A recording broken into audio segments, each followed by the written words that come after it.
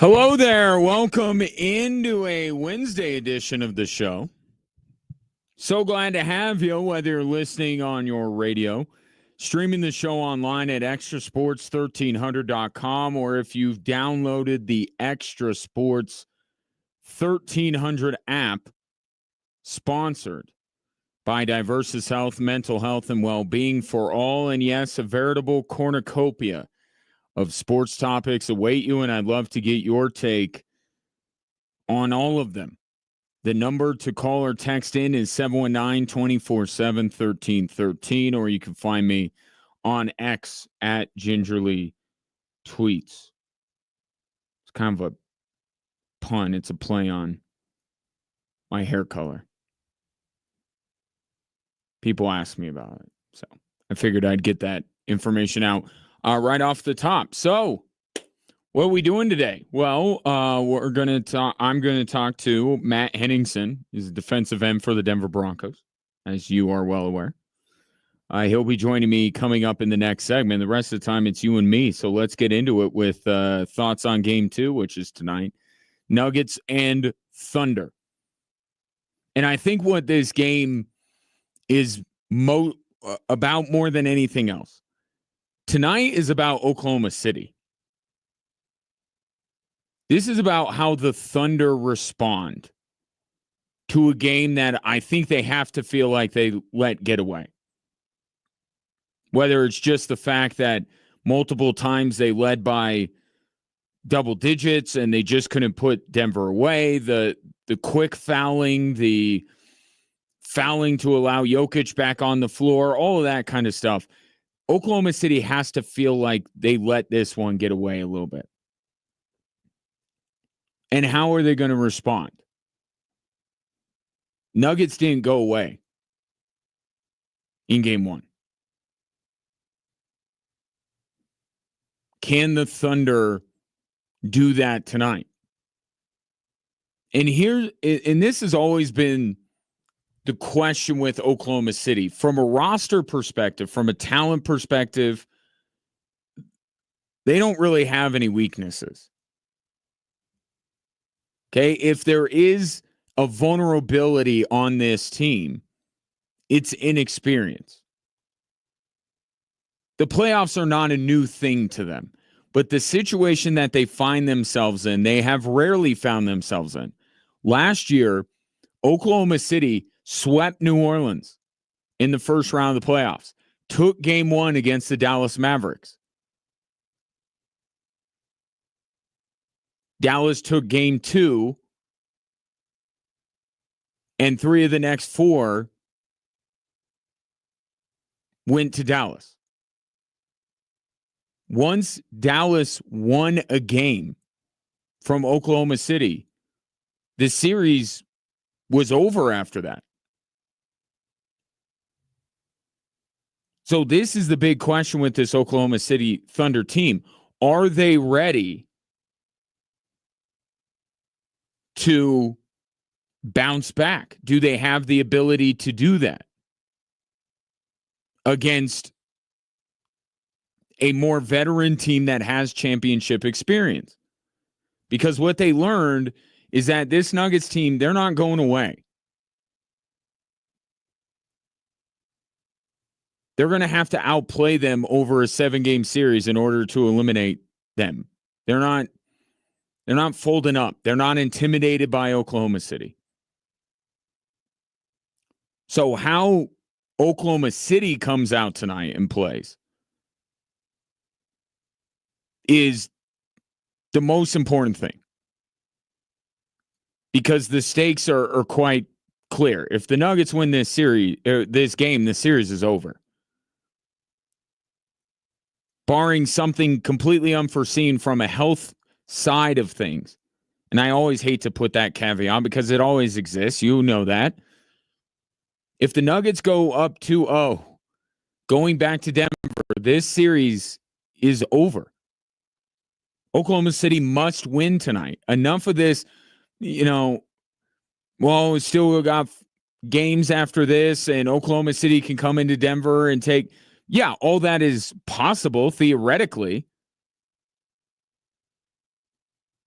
let's give the Nuggets a little bit more credit than that and say if they take a 2-0 series lead going back to Denver, they're not losing this series. So while most of tonight's game, I think, is on Oklahoma City, the attention is on Oklahoma City. The response has to come from Oklahoma City. It's not to say that the Denver Nuggets can't be better. And it's reasonable to think that they need to be better. Right? They left a lot of meat on the bone in game one. As great of a win as that was, as phenomenal as Nikola Jokic played, there's a lot that you look at with that game one performance and say, that, hey, Nuggets can be better just as easily as Oklahoma City can. And it starts with Jamal Murray to me. Murray needs to be productive over the course of 4 quarters. I'm not saying he's got to have game 5 against the Clippers. You don't have to go bubble Jamal.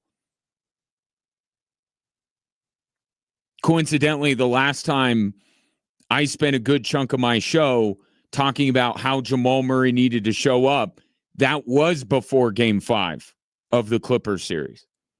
And I said the same thing. You don't have to be bubble Jamal, but he's got to be consistent. He's got to be productive throughout the course of the game. And when the Nuggets need big shots, they got to look to him first. First quarter in game 1, Jamal Murray made 4 of his 7 shots, 2 of 4 from deep, had 12 points. The rest of the game, he had 8 points on 2 of 9 shooting and did not make a 3-pointer. That kind of drop-off can't happen. The Nuggets are playing with fire if that's who Jamal Murray is going to be in 3 of the 4 quarters tonight. And looking back at game 1, I don't even think Oklahoma City made any real tactical adjustment on Jamal Murray. I just think in some ways, and you can attribute it certainly to, the days off. I think we saw in the first quarter that Oklahoma City was not quite clicking, and they got better as the game went on, and that applies to the defensive end. I just think they were flying around more. I just think they upped their intensity level, got back in rhythm a little bit, and that affected Jamal Murray as it affected many players on the Denver Nuggets.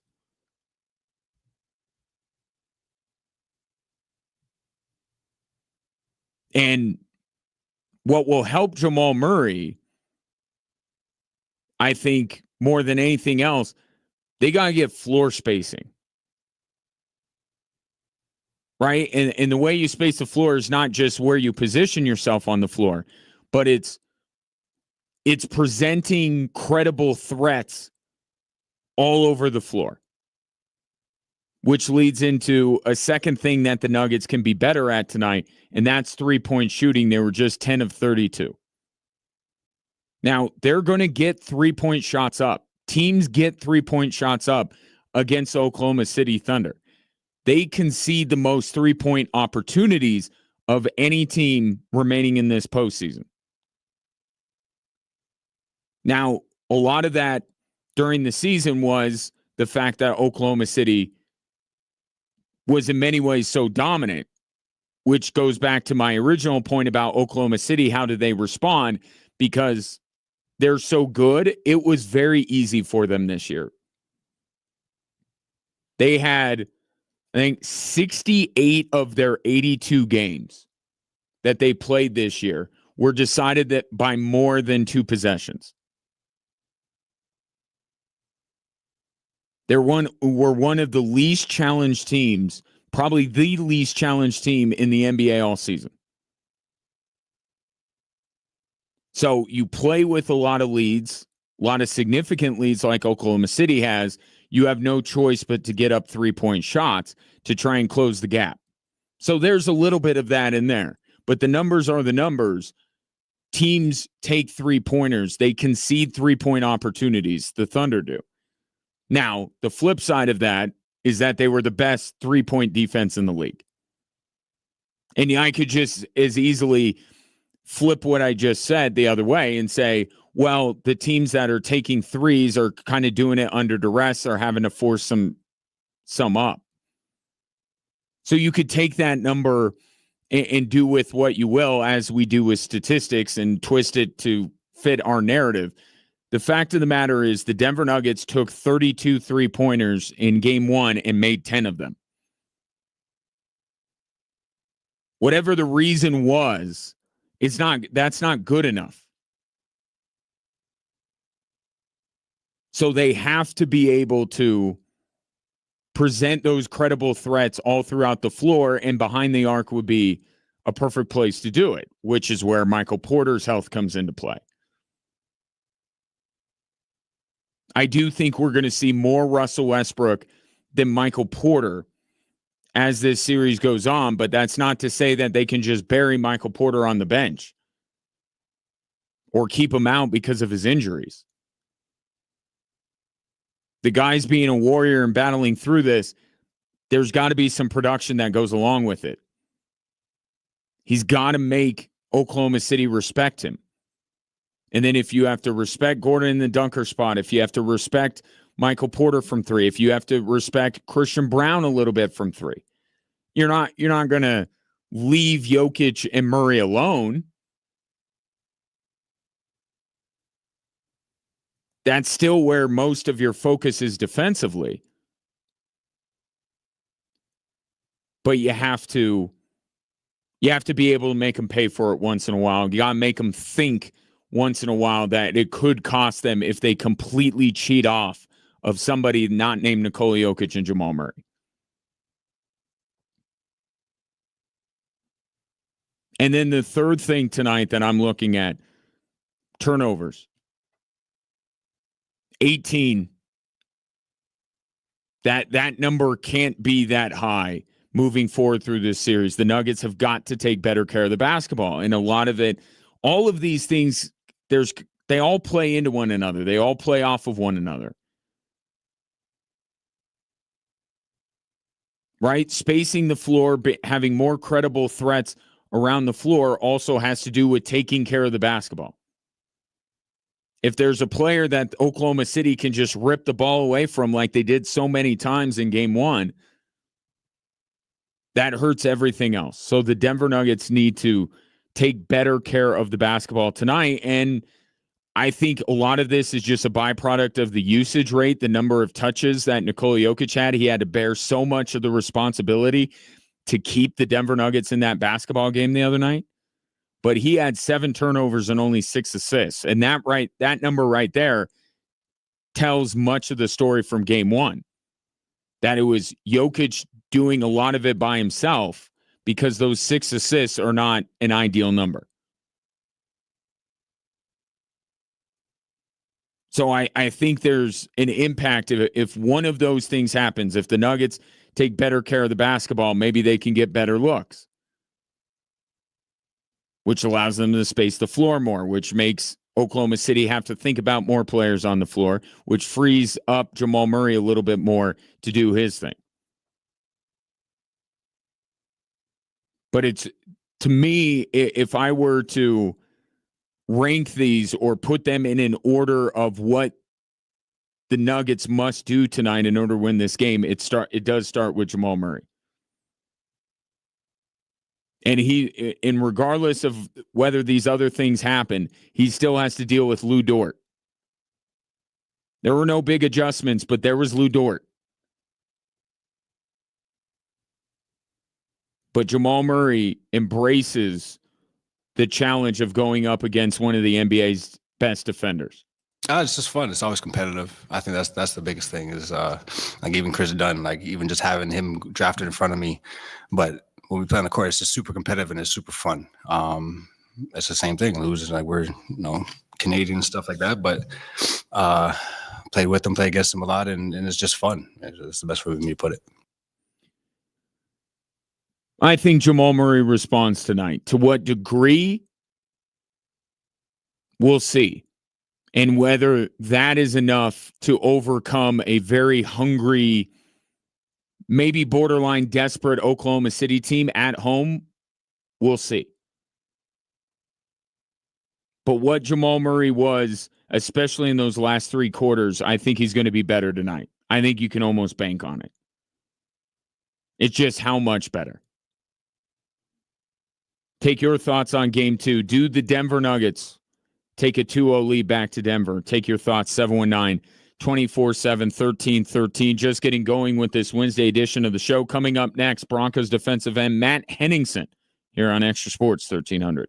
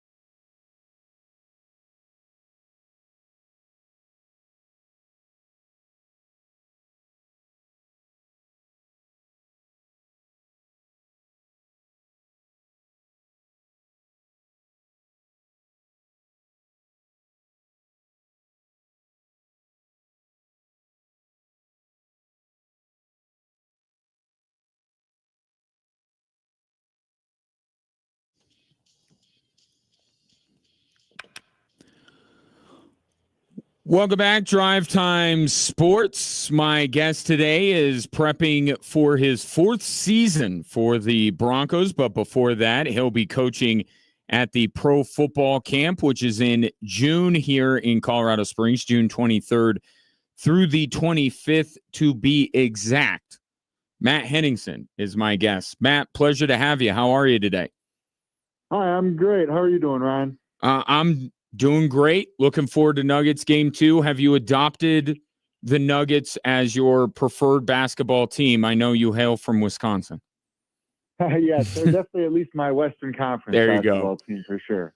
That we'll take that, Matt. So talk to me a little bit about the offseason, because I would imagine for you, it obviously on a personal note, it's probably always about getting better, getting right. But given the success that the team had, are you more eager? Is there a different feel to the lead up to this next football season? Yeah, I'd say, I mean, as a team, you have different expectations, right? So as you start winning games and as you start getting better, the expectations have to rise, right? And they should rise for the fans as well, and everybody in the Denver area. And we're all super excited for this upcoming season.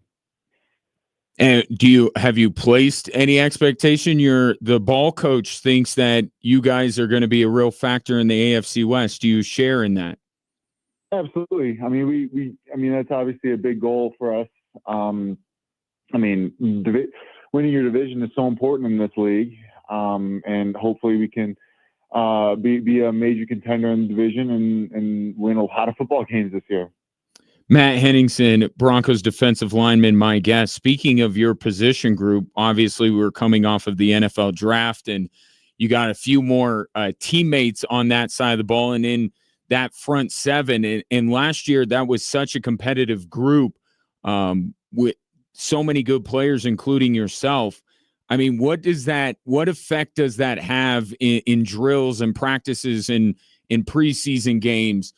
To have just so many quality players that really you could spread all of you guys out across the league and you'd all have starting gigs everywhere, because that's how deep that front seven is. I got to imagine it gets the best out of you on a day-to-day basis.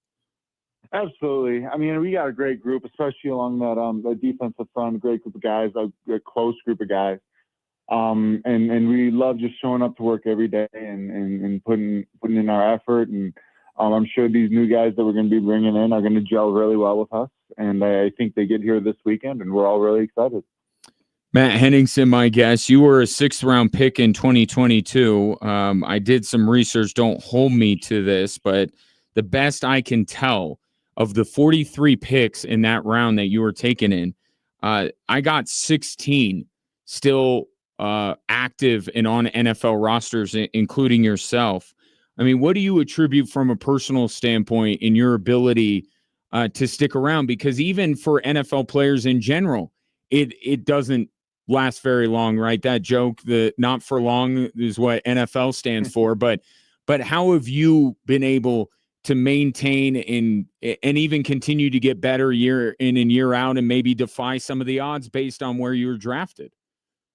Yeah, I mean, it's really just showing up to work every day and trying to get better every single moment of every single day, so that I can maintain my status in this league and keep getting better, honestly, because obviously as the league goes on, as we get older, more and more people come into the league, more and more young guys are hungry for your spot. So it's just every day, it's a competition. It's remaining competitive in that locker room, but also making sure we make everybody better on the team and being a good team guy as well. What have you learned? What's been the most valuable thing you've learned over these last 3 years in the NFL? Maybe even it's something that you didn't quite know you were going to have to deal with when you were coming into the league. Yeah, I mean, that's a good question. I mean, I just say if there's one specific thing I'd have to say is it's the fact that there's so much that has to go into your body for your optimal performance. It's and obviously it goes without saying that you need nutrition and weight room work ethic and obviously field work and stuff like that. It goes without saying. However, to the extent to which I have to be meticulous in all of those areas is definitely something that I've improved upon over my years in the league, and I'm still striving to get better and better in those aspects of my lifestyle. What impressed you most? Well, I know you guys don't necessarily always go head to head, but I'm curious from your standpoint, being on the practice field in preseason. What has impressed you most about Bo Nix on that other side of the football? I mean, he's definitely a guy who came to this league ready, right? Like a lot of times with rookies, they're not always game ready day one, right? But he's a guy that stepped into that locker room and you could tell he was ready to play. He's ready to put in all the work necessary, and he really cares, right? So that's something that we're excited to have a guy like that in our locker room leading our team. And it changes things. I mean, a lot of the pieces were in place before Bo got there, but obviously it all came together this year in a really positive way. And going back to my question about your eagerness to get this season going based on what happened last year, it just felt like, obviously it wasn't all him, but it felt like it tied everything together. A lot of good that was already there. You add him to the mix, and it just kind of all comes together for you. Absolutely. I mean, when you're developing a team in this league, it obviously starts with developing a good culture with all the players that gels well together, and then it's just filling in the pieces from there. And obviously, when we got a big piece with Bo Nix in that draft, that definitely helped us quite a bit, right? So we're excited to keep going, keep adding those pieces to an established culture that we think is in a really good spot right now. And the word culture is so important, and so many teams really at every level of every sport talk about it. Behind closed doors or just in the Broncos organization, what does that word culture mean? How does it manifest itself with the Denver Broncos? Yeah, I mean, really, in that building, it's really just about having competitive spirit every day, but also doing what's best for the team, right? So it's just caring about the other guys in the locker room and knowing that you're all trying to get better, all trying to do what you can individually while also collectively improving. I'm guessing that you had no problem with Pat Surtain being named Defensive Player of the Year this year. Oh yeah, he's the best in the league right now for sure. And people look at corners and say, obviously you're at the first point of attack, right? In so many NFL games are won in the trenches, and sometimes people think that you can't have as much of an impact on the back end of a defense. But what was it about Pat that had that kind of an impact? Because a player in his position, it's rare to win Defensive Player of the Year. Yeah, I mean, the thing is that it's rare to have a player like that on a team, though. Like he's like I said, right? Like he's one of the best there. He's probably the best there is in this league at what he does, and it lets us honestly do things in our defense that I've honestly never been able to do in a defense for as long as I've been playing. We're able to run certain packages in different, more creative ways because he's going to do his job so well that it's almost like his side of the field is eliminated. And then you pick up Jahdae Barron. We don't want to get ahead of ourselves, obviously, but a promising young player to lock down another part of the field, whether he plays in the slot or outside. It'll be one of the things we certainly look out when you guys hit the field here coming up in a little bit. I do want to talk to you about Pro Football Camp because we've been talking about what you've learned in your time in the NFL about what it takes to stick around and the culture that you spoke of when it comes to the Denver Broncos. I'm sure those kind of things are part of what you're going to be sharing with the young kids that are going to be at the camp. Let me start with just the overarching question of why is it so important for you to be a part of this pro football camp? Yeah, I mean it's just a great way in Colorado, in the greater Colorado Springs area to connect with the kids, help them learn football, help them get out of the house, have fun outside, just learn things, play together, stuff like that. Because nowadays, I mean, it's so often that kids don't get outside as much as kids used to, right? And it's so cool to have these kids have this opportunity to learn a lot about football and have fun and get out some energy. Well, they will get out. As my kids have gone through pro football camp, I can say from a firsthand account or secondhand, whatever it is, I can tell as a parent that you guys, they come home certainly putting in a full day's work, but it's super fun and being able to learn from people like you, Matt. I mean, it makes their whole, year to be able to say that they were coached by an NFL player. So really appreciate the time you are dedicating to be able to do this, because you and the other coaches are just giving these young kids a moment they're going to savor for the rest of their lives.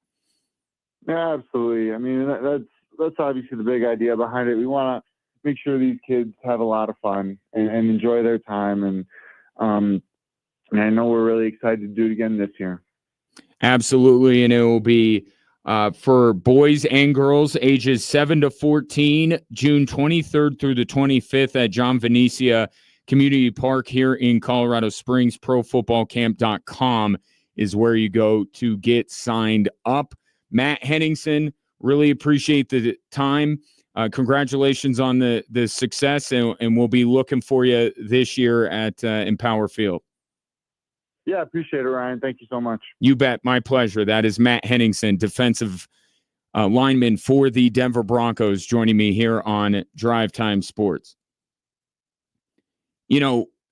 Henningsen is one of those players, and he's been moved down the depth chart a little bit because you've seen the Broncos, invest so much. To my earlier question, just so many guys that they have brought in that front seven. And, but you look at Matt Henningsen, you look back to that 2022 draft, that was a good draft for George Payton. But you look, and Henningsen is one of those guys that remains. And being a sixth-round pick, I was doing a lot of research today, like something like 1.6% of players drafted in the sixth round end up becoming starters. So the fact that Matt Henningsen is entering year 4 with the Denver Broncos is just it speaks highly of obviously him first and foremost, but George Payton with the eye on talent, especially in the later rounds, as we've seen him build up the depth of this Broncos team.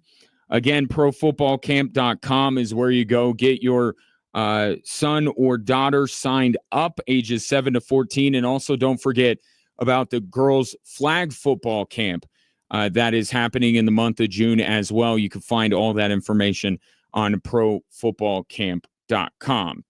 Time for a break. We'll come back. Let's stick with the NFL, shall we? Because there was a trade today that is certainly very interesting. And it has to do with two of the more notable franchises in the National Football League. That's next here on Extra Sports 1300.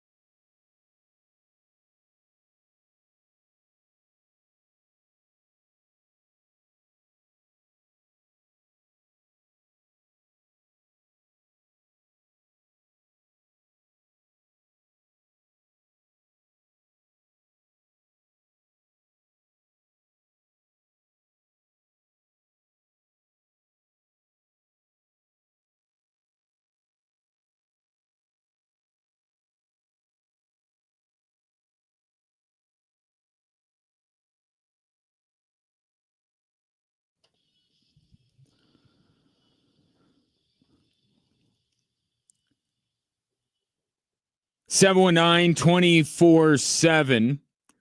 1313 is the number if you want to text in your thoughts in advance of tonight's game 2 between the Nuggets and the Thunder, which you can hear right here at 7:30 on Extra Sports 1300. Douglas, I believe, is watching the show on Instagram and text in. As long as the Nuggets can keep the ball away from Shea for most of the game, yes, I feel like we have this game. And also, if we could beat Oklahoma City, we have a really good chance of beating them at home the next 2 games. And also, this game should as well be the Western Conference Championship. Forget them Wolves. Forget them Warriors. This is the Western Conference Finals in Douglas's mind. I mean, certainly, look, if the Nuggets win this series, they will have beaten the best team in the West. But I still think, a matchup with Minnesota, I would be, and I know it feels, didn't think we would even be having this conversation before the game 1 win, but let's play the game a little bit here.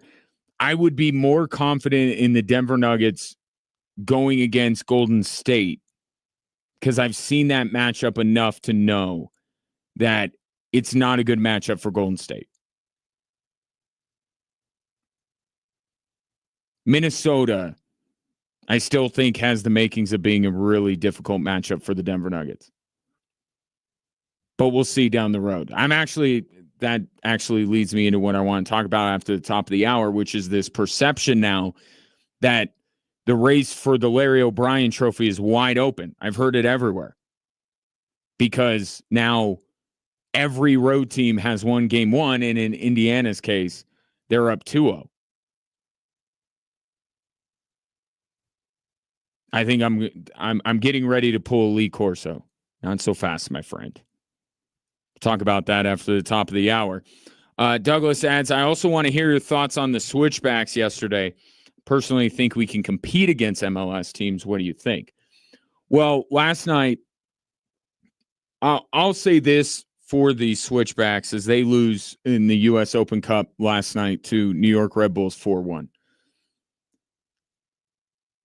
This kind of test is not coming at a great time for this team. And it happens when it happens, right? It's like they're not going to match up with this team 3 months from now. But the switchbacks have not been in form in league play. So to expect, given their recent form, to then step up to that level of competition, and I got to give New York a lot of credit, I guess, just from a taking it seriously point of view, because you do find that in the U.S. Open Cup that the team from the higher division doesn't really take it seriously. Like, I'm just going to call it what it is. Everybody, if you did any research, I said this on the broadcast last night, if you did any research into New York and who their top players were, you saw them all. So I give New York a lot of credit, and they were motivated, to get right because they've been up and down in the MLS season. So they want to get some guys some runs. So I don't think it was a good time for the switchbacks to have that kind of a matchup.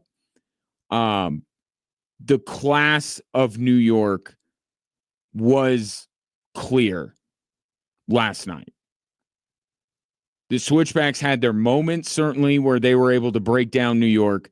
But for the most part, it was bigger, faster, stronger team in New York. And that's how this tournament usually goes. Right? Once in a while, you get kind of this Cinderella run of a lower division team making it through. But ultimately, like last year, 3 of the 4 semifinalists were all MLS teams, and the final was all MLS. We'll see what happens down the road with the USL instituting this top tier and whether they can attract talent, if they can poach talent from MLS, and how even that will be. But right now, give the MLS their due. They're the top division of U.S. soccer. And they get players. Their designated player that came in as a second half sub last night, he's played for PSG in Paris. Like, they have guys that have played Forsberg, Emil Forsberg, who came in as a second half sub too. He was just playing at Red Bull Leipzig in the top flight of German football. Like, these are super talented, very expensive players that New York has. Brendan Burke, the former coach of the Switchbacks, there used to be kind of a running joke because he'd talk about certain teams in the league who were heavily resourced. Every team in MLS is heavily resourced. So, yeah, I think the way the Switchbacks were playing last year, if you asked me this question, off of the playoff run, I would say that the Switchbacks would be able to compete with more than a few MLS teams. Right now, they're not in form. Hopefully they get that way against Vegas on Saturday, because that's when it really matters, is that they get right for league play. But also, too, New York, it wasn't just an MLS team. They made it to the MLS Cup last year. They're the reigning Eastern Conference champions. So it wasn't like the Switchbacks, the best team in the USL Championship, took on the worst team in MLS. There's only one team in MLS better than New York last year. So I think you saw it last night, but there were some moments. Anthony Fontana scoring his second goal in as many matches. He's rounding into form. This is a player that Stephen Hogan, the sporting director, believes in tremendously, thinks he has the ability to be a huge impact on this team, have a huge impact on this team. So that was a good moment. I thought both Herbert Ondele and Yosuke Hanya, who are knocking on the door of being MLS players themselves, afforded themselves well against that level of competition. But overall, one of the best MLS teams showed how good they are last night. And hopefully, if you brave the elements and went out there, you at least enjoyed the fact that this kind of a thing, this sporting event, doesn't happen very often. And being able to see that high quality of an MLS team here in Colorado Springs against our boys, unique opportunity. So I think the Switchbacks will get there to where we can have more of this conversation, Douglas. But right now, I think they're still working out the kinks, certainly. Shifting gears to the NFL, a notable trade happened today as George Pickens gets sent from Pittsburgh to Dallas. Now, I don't know if Broncos fans are still on the idea that they need a wide receiver, if that's kind of calmed down. I will tell you that George Pickens is not the wide receiver that the Denver Broncos want, and it has very little to nothing to do with his talent level. As a talent, the Broncos, I think, would love to have George Pickens. I think he'd immediately become their best wide receiver. But there is some inherent risk that the Dallas Cowboys are taking on here, because George Pickens was a malcontent as a number one. He was what Cortland Sutton was to Russell Wilson when he was in Denver. Like, Russell Wilson was only throwing it to George Pickens, and that dude still threw temper tantrums all the time. So now he's going to be a number two receiver. I do think it has the chance to work for Dallas because Dak Prescott is much better than anyone who has thrown George Pickens the ball since he's come into the NFL. And Dallas needed a second wide receiver opposite CeeDee Lamb. They did not opt to get one in the NFL draft. And they bring in somebody. You wonder about the culture fit. There are already some big personalities, already some very vocal members of the Dallas Cowboys, and adding George Pickens to that mix, it could be combustible.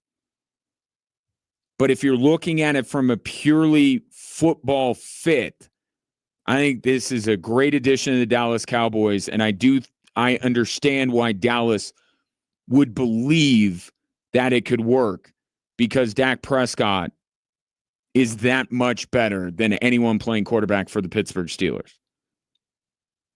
But here's the thing and I know it's a natural place that people go whenever a move like this is made.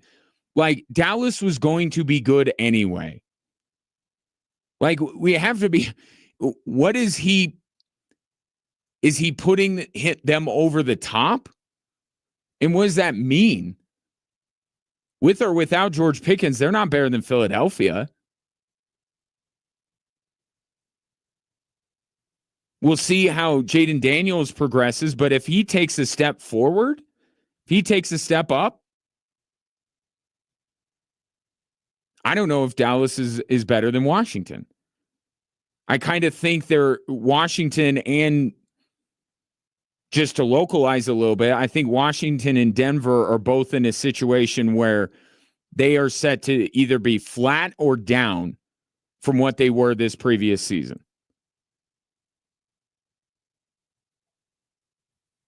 Looking at it, I don't believe that Washington or Denver will be better record-wise than they were last year. I think they have more of a chance to regress than not. And that's part of the normal, growth of having a young quarterback. Like, I like what the Broncos did in free agency, and I think the world of Jaden Daniels. But Bo Nix and Jaden Daniels are still young, and we've seen young quarterbacks look good in their rookie year, get figured out a little bit, and then they have to kind of push through it, and that's where year 3 comes in. So I could see Dallas being better than Washington this year. I don't see them with George Pickens or without being better than Philadelphia. But here's the thing. Dallas, even without George Pickens, is one of the better teams in the NFC. Like, how quickly we forget, because Dak was hurt last year, that Dallas automatically is a double-digit win team. Automatically. So, is George Pickens going to get them over the top to go to the Super Bowl, or no? No, but you had a need at this position. And then there's no doubt you're better at that position with George Pickens, as long as you can, keep him from going nuclear on Dak Prescott or fighting an opposing player. I mean, I'll give this level of credit to Jerry Jones. This is actually what all-in looks like. You bring in an extremely talented player with some concerns, but you bring him in because you're like, we got to push this over the top. We got to maximize what we have. Jerry Jones last year talked about going, quote unquote, all in, and he didn't acquire anybody.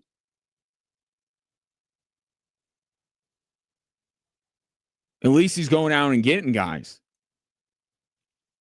So if he wants to say this year they're all in, then I would be more inclined to believe him.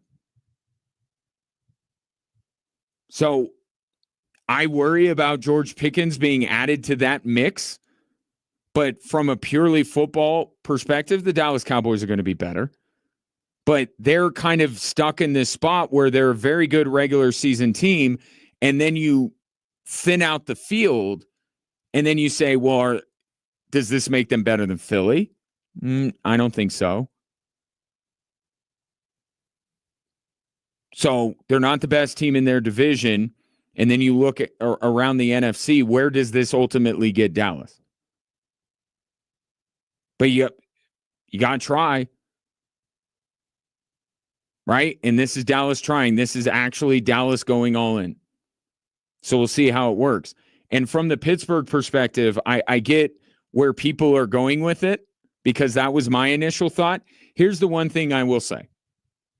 At this point, I will believe the Steelers are in the market for a rookie quarterback when I see it. And I know they drafted Kenny Pickett not that long ago. But a few years is an eternity in the NFL.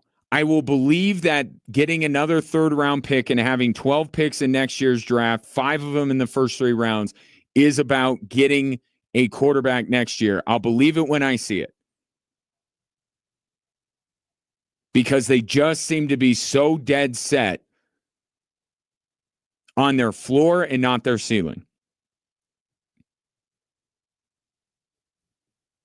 And we have some time. And for Pittsburgh, fair is fair. They're worse than they were 24 hours ago. So are they truly going all in for a quarterback? It would make all the sense in the world. And maybe you could say, because a lot of people didn't love Shedeur Sanders, obviously, that this draft was just didn't have the quarterbacks in it. I understand how you could talk yourself into that. I just think you have to understand it's the Pittsburgh Steelers and go about it with a fair amount of doubt. Because this could be just Mike Tomlin business as usual because he has a reputation of letting these extremely talented wide receivers go. Antonio Brown, Chase Claypool, Deontay Johnson, Martavis Bryant, and they end up either doing nothing or, in Antonio Brown's case, worse than nothing in their next stop. And with George Pickens' character concerns, could be just that. Right? Occam's razor, the simplest explanation. They're tired of George Pickens' crap. Is there any master plan here in place for Pittsburgh? I'll take your thoughts. And does Dallas become that much better with George Pickens? 719-247-1313. Coming up next with the Nuggets win in Game 1, accompanied by some other surprises across the NBA, is what was previously thought an open and shut case, Oklahoma City, Boston, for the NBA title. All of a sudden, is it wide open? That's next here on Extra Sports 1300.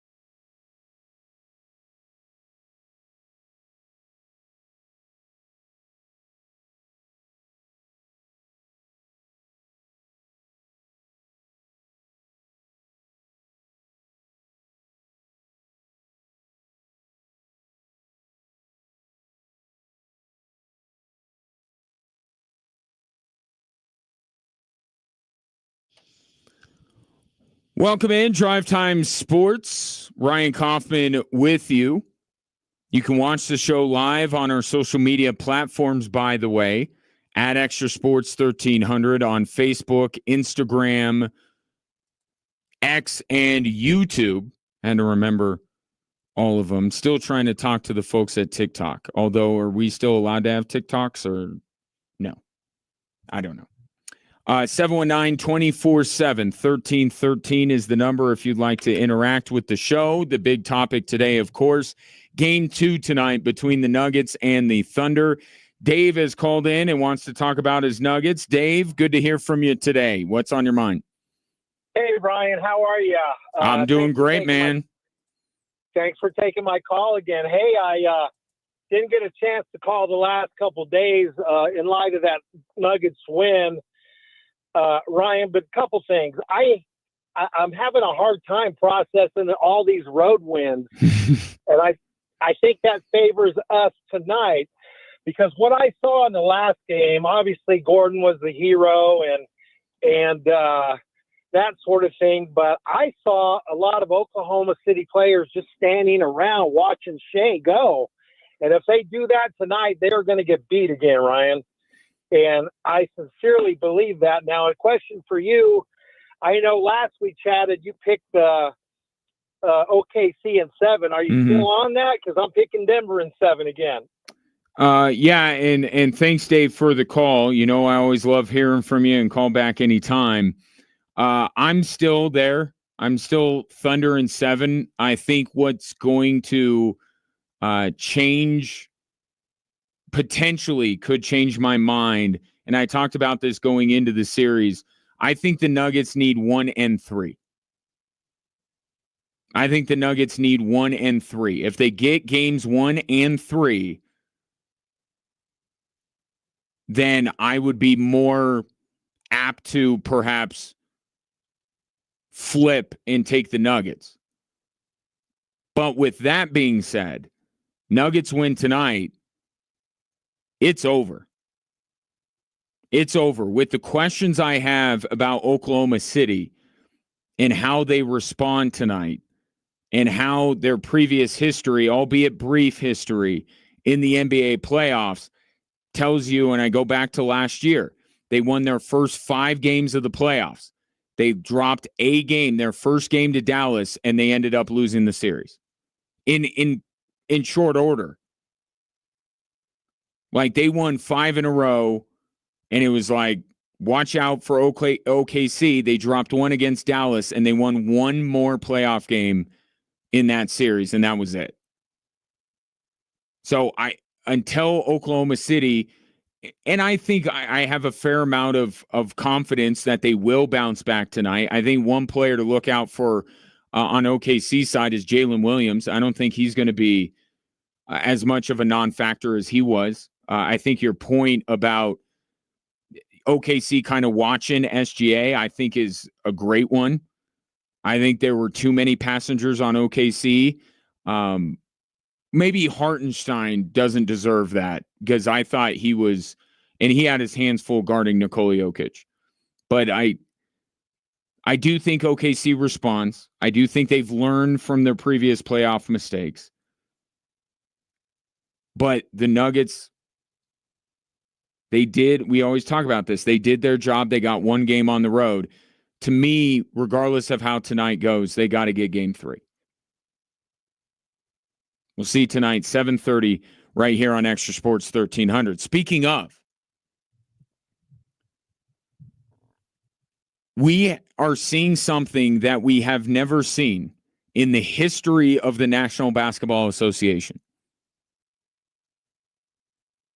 We have seen the higher seeds in the second round lose every game. Denver beat OKC. Golden State beat Minnesota. Boston lost to New York. And now Indiana is up 2-0 on Cleveland. So given that we have never seen this before, I understand why it begs the question, is this thing now wide open?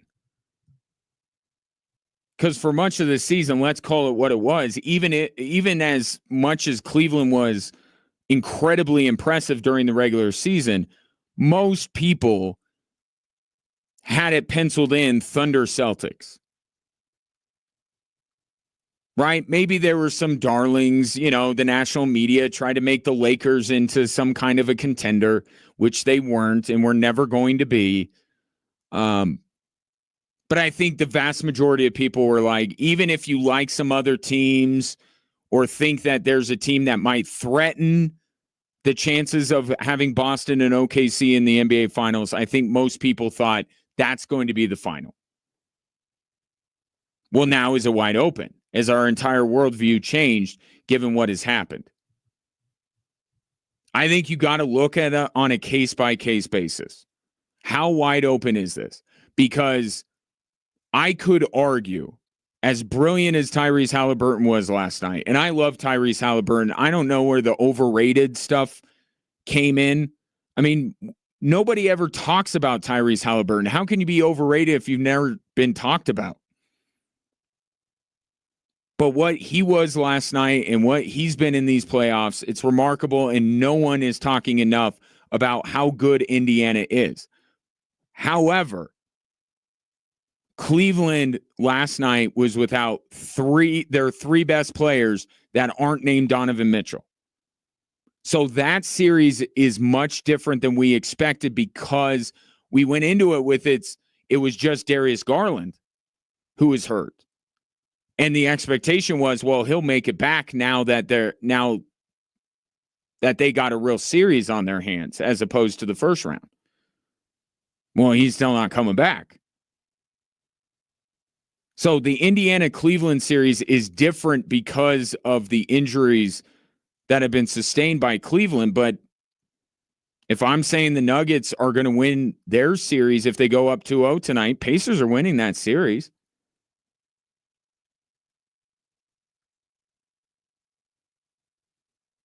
But you go to these other series going on. Golden State in Minnesota, I think was really a toss-up to begin with. It really was. And David Adelman, actually, interim head coach of the Nuggets, had something interesting to say through the lens of the series he is currently in, but spoke about the broader view of things, especially in the Western Conference. You're talking about the top 8 teams, the teams that made it, all unbelievable basketball teams. So playing the Thunder, playing the Warriors, playing the Wolves, playing whoever, playing the Clippers in a 7-game series, what's the difference? Like, all these teams are impactful. They all had a chance to do something special, and some teams still have a chance, and we're one of them. So we're going to embrace that, take it to game 2. I think he's right, especially you look at the other series, Golden State and in Minnesota. Yeah, I think Minnesota will win that series. I don't think Anthony Edwards is going to be as bad as he was last night. And,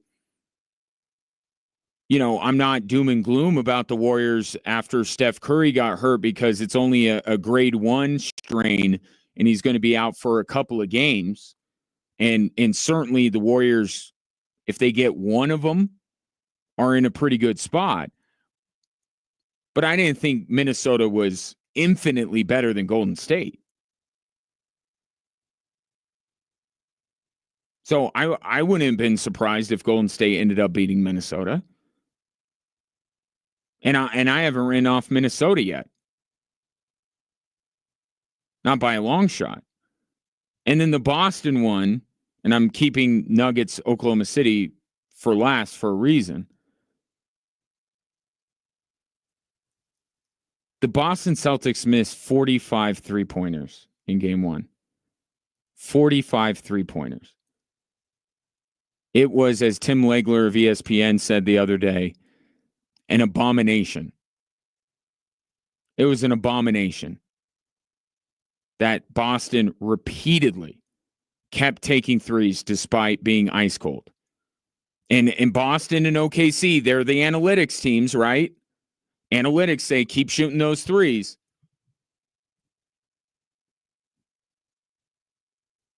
If I would like to see Boston attack more, and if Boston starts attacking the rim more, now we'll really get a good feel for this series.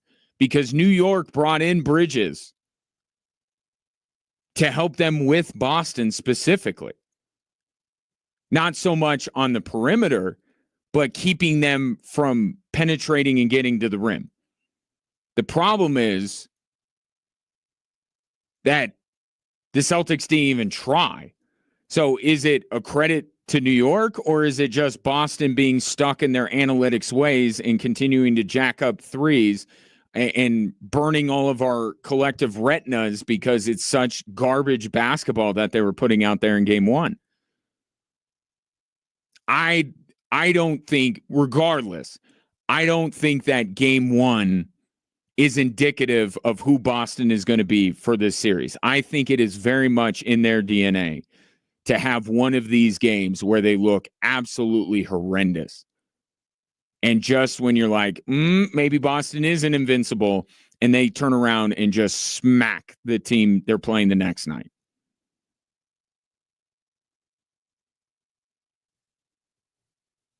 So I'm not out on Boston yet. Not by a long shot. So really, by process of elimination, if Indiana is a different series because of things that aren't really about Indiana and more about Cleveland, as far as these other series where teams are healthy, relatively so now that Steph Curry's hurt, I think you have to look, if you're thinking that maybe the Larry O'Brien trophy is up for grabs, I think you look at OKC and Denver. And if you say which team's game one win was more real and worth getting behind the team that won game one, I'd take the Nuggets over the Knicks. Certainly. And in Minnesota, Golden State was a toss-up to begin with.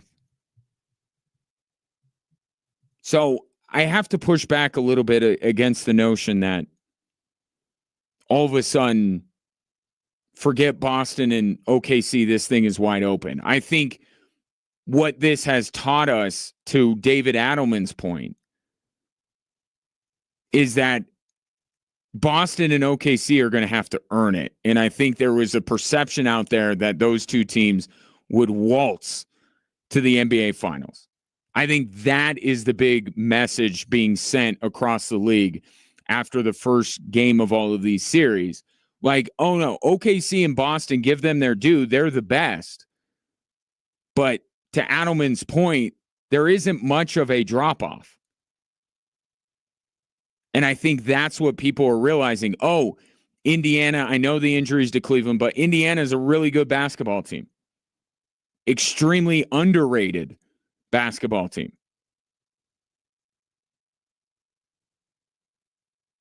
Minnesota and Golden State are both extremely good teams.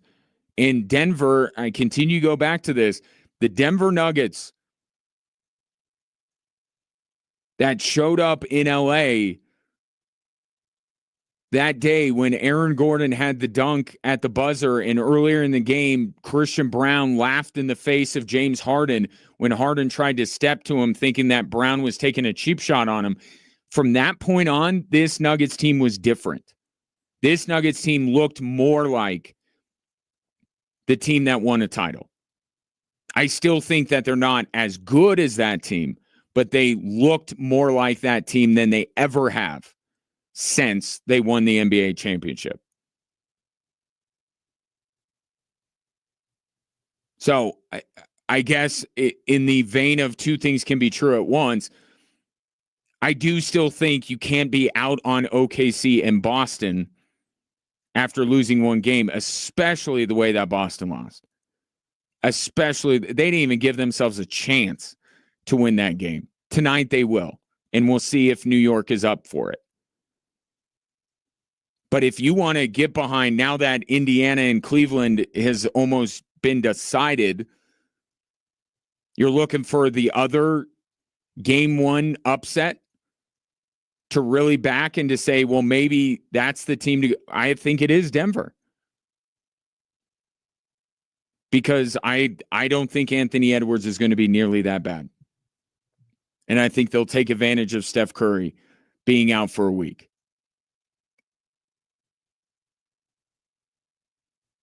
But it's fun. I mean, can we at least say that? Can we at least say, oh, this is so nice? So many years in the NBA, it was just a fait accompli that it would be LeBron versus the Warriors.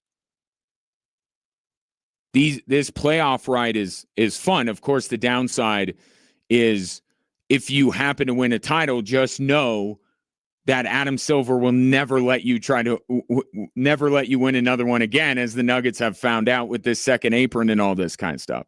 But the ride is fun, but the destination, if you're the team that ultimately wins, then the reality of the current economics of the NBA hit you, and you're like, we're not going to be able to keep any of our players.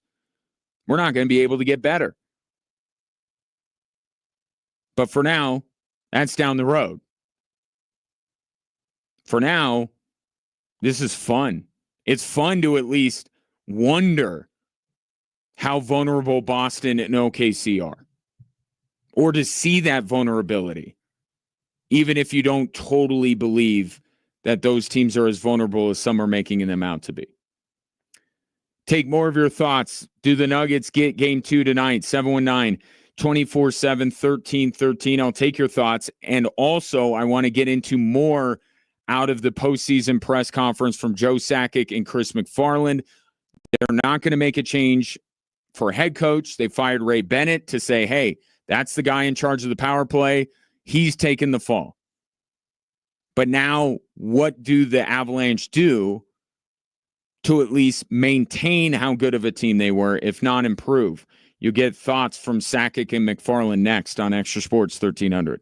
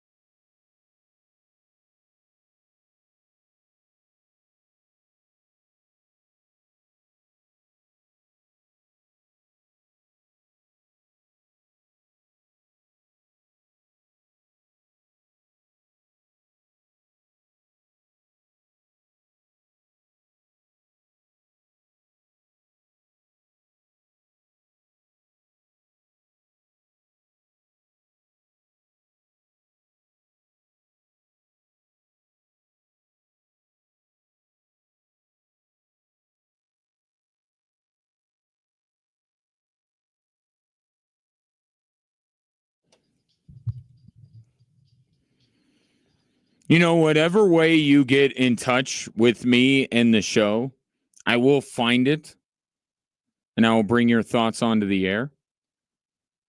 I'm not bragging. Just saying. My boy Josiah hit me up, had some thoughts. He's been watching on Instagram. The first one is a complete and utter falsehood, but I'll read it anyway.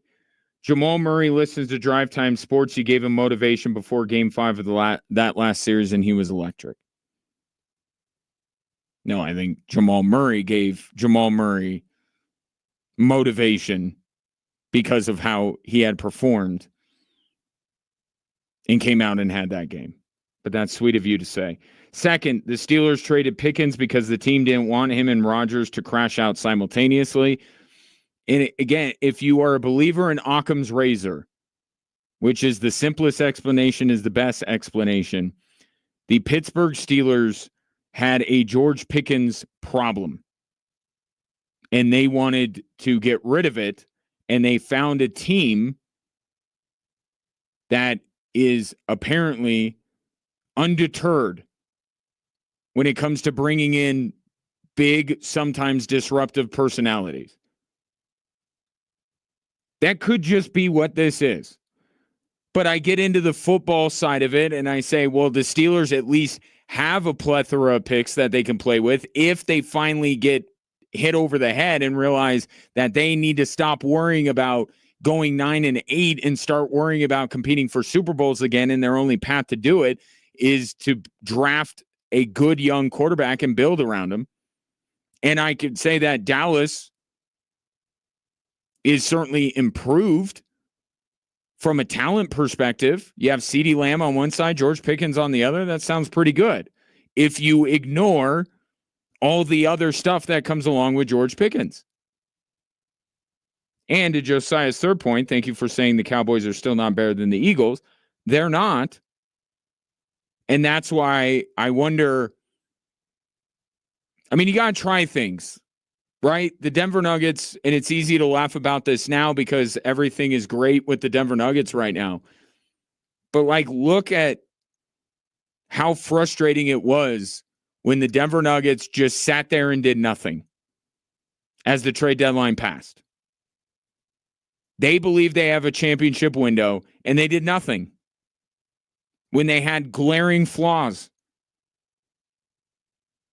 Right? And then last year, Jerry Jones is spitting nonsense about going all in when he didn't acquire a single player other than the draft. But everyone gets to do that. They didn't acquire one free agent. Didn't make one trade. And he's like, we're all in. No, you're not. This is what all in looks like. We're getting the most talented roster we can. Consequences be damned. And when it comes to George Pickens, there could be some consequences to this. I don't know if this vaults Dallas to the top of anything, but at least they're trying. At least they're fulfilling a year late Jerry Jones's idea that they're going all in. And you could look at it the other way. What does Dallas have to lose? Right? They've been this regular season consistent performer, and it's gotten them nowhere.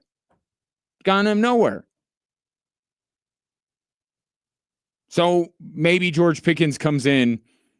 Maybe George Pickens is Jimmy Butler. Who knows? I don't think that Jimmy Butler is going to get the Warriors a title. But they tried something knowing that they had to try something, and it actually kind of worked.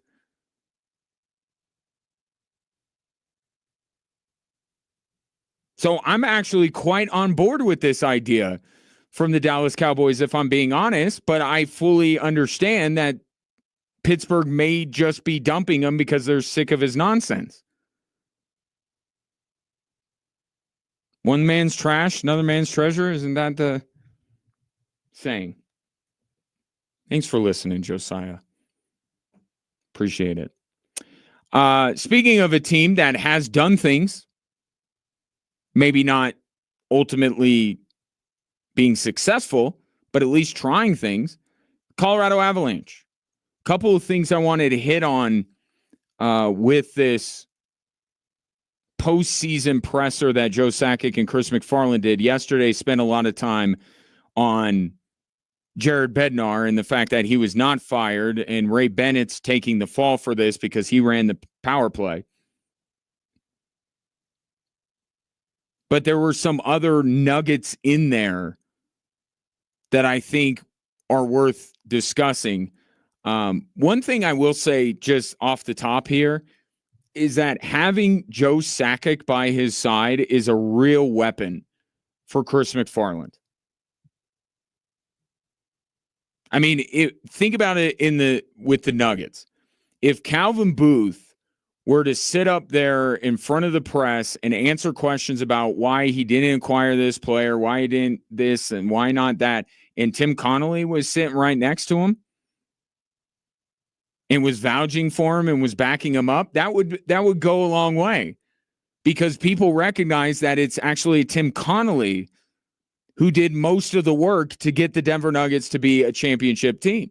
It's the same with Joe Sakic. McFarland and Booth just kind of put the finishing touches on it. Put the cherry on the sundae. So having Joe Sakic, who knows what this looks like, who built this thing up, to have him kind of parroting what Chris McFarland is saying, I think it goes a long way. And also, Joe Sakic can say things as a former player, because there are so many GMs now that aren't former players. And when you get somebody that has achieved as much as Joe Sakic, you listen to what he says. And when he says stuff like this, I think it brings the temperature down a little bit after that Game 7 loss. I'll say I went through as a player as well. I mean, you're sometimes things just aren't going to go your way. Like I look at Kale. Like Kale played so well. He has as many chances in the playoffs as he did in the regular season on a per game thing.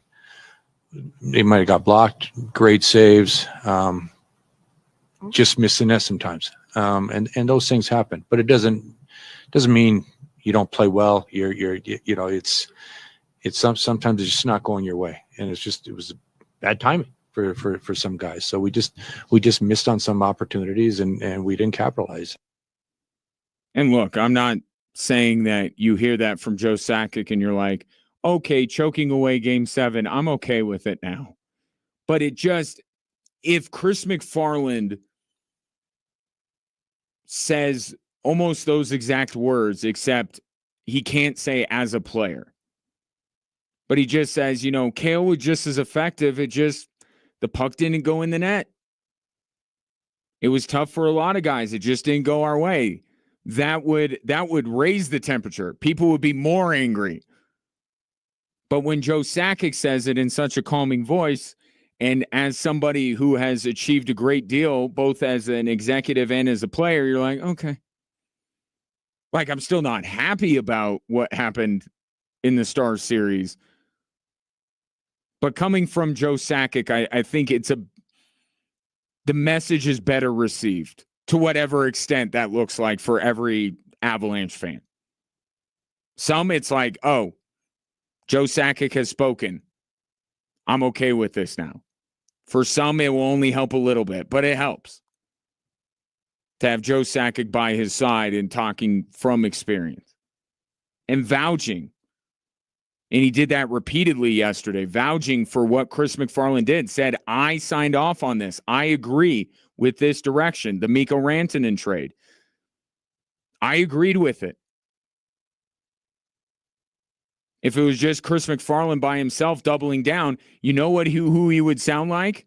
Not to the extent, and I know if you're a Dallas sports fan, you're going to be quite triggered by this and say it's nothing like that.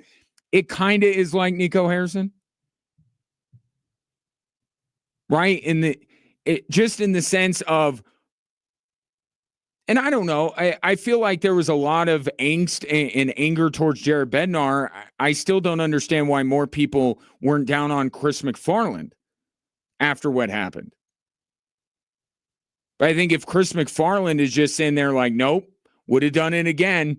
Yeah, I know he had 12 points. I know he outscored every player that I acquired for him and after him.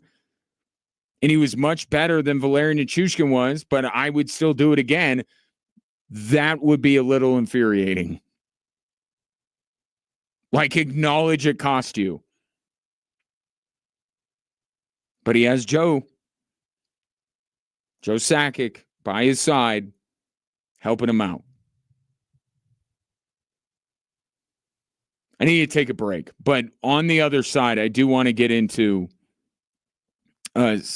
some of the other things that were brought up for moving forward. Right? We've talked about what went wrong, how bad this was, who should have paid for it. Now we have the reality of they've made the moves for the coaching staff that they're going to make. Now it's where do they go from here? And can they keep all these guys? Did they get all this depth by trading away Mikko Rantanen? They're not even going to keep it beyond this year. You'll hear more from the Avs GM after this.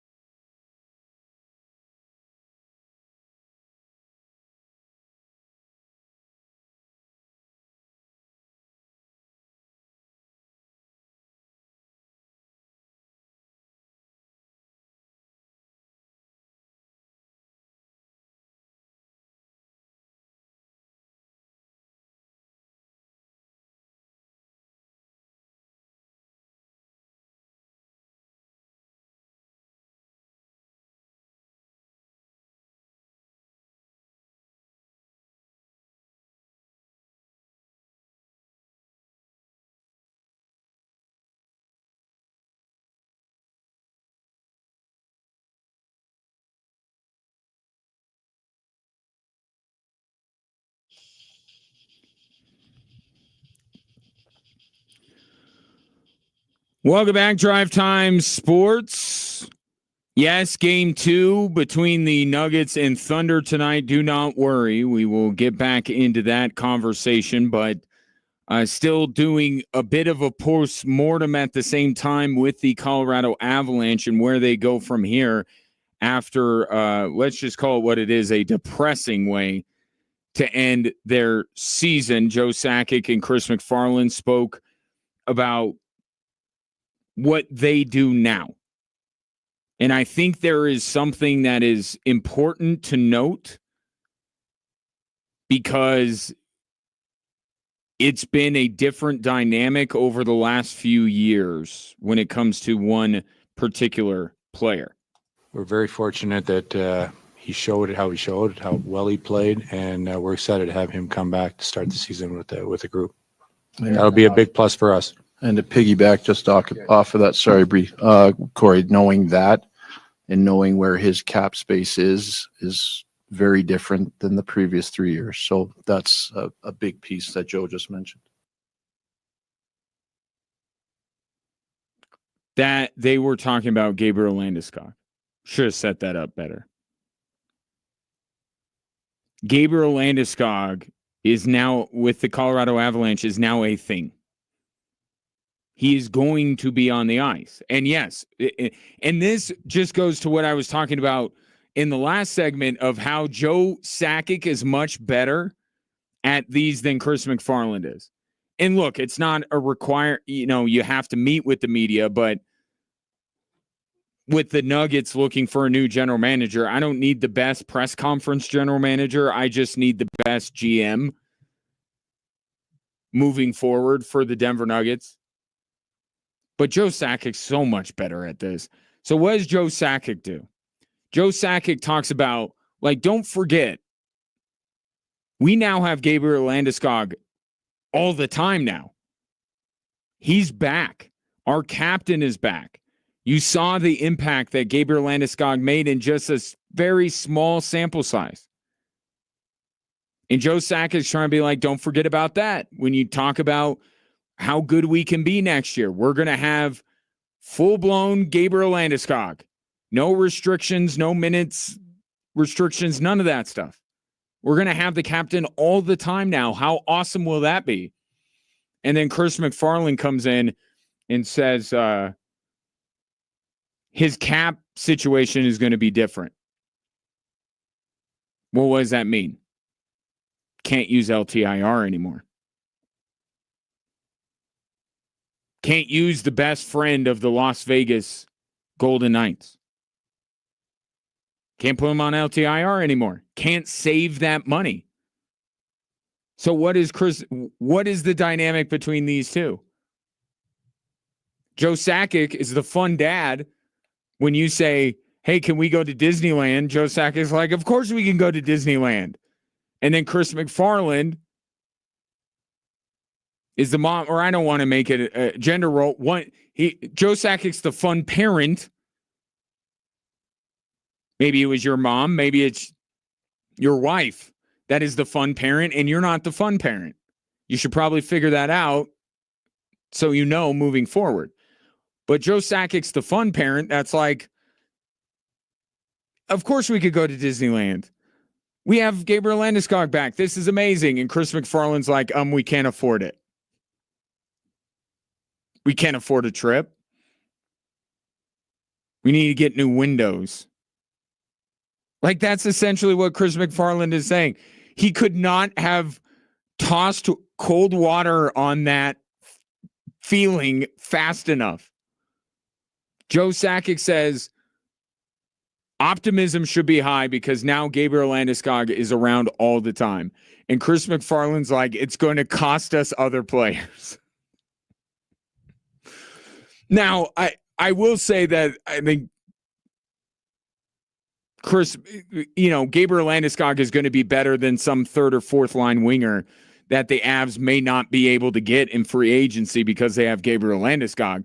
But it's just like, is that the right time? Is that the right tone you want to take? By the way, we can't put him on LTIR anymore. The one way we were able to navigate this situation with Gabriel Landeskog by freeing up that money on the cap to go out and make other moves. We can't do that anymore. What a buzzkill this dude is. So what I want to know, with that being said,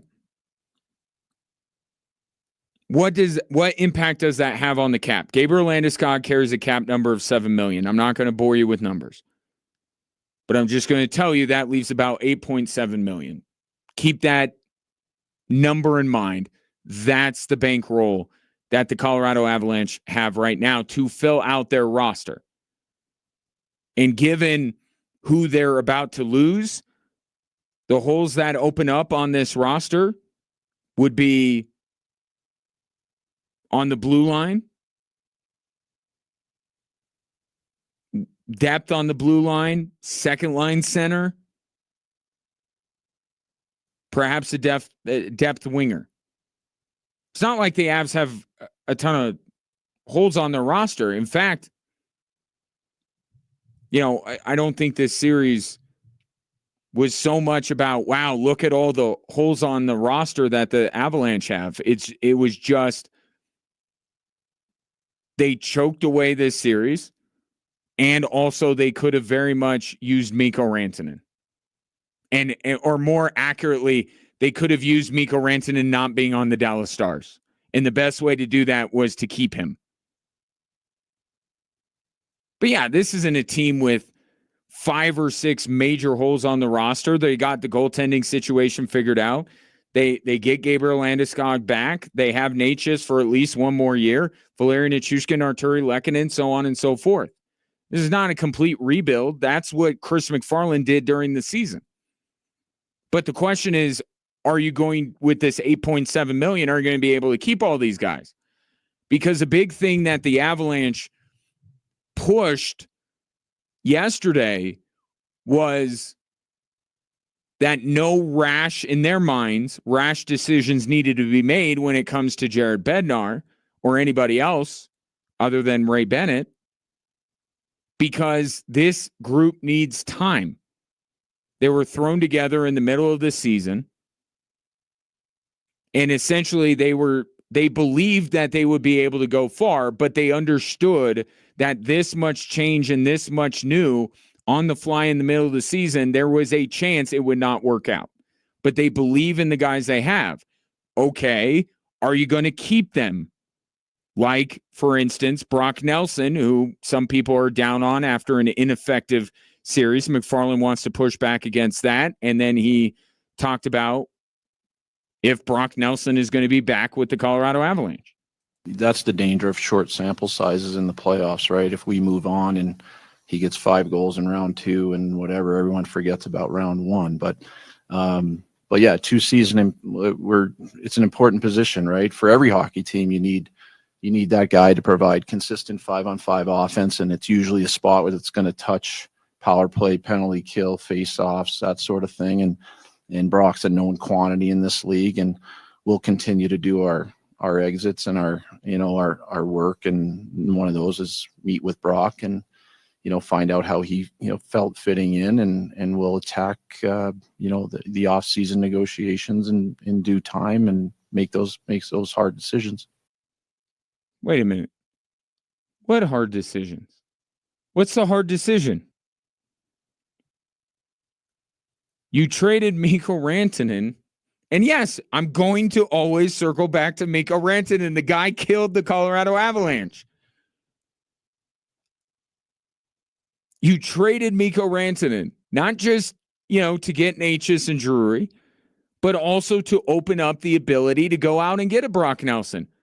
What's the difficult decision here? Are you thinking that he is just a rental?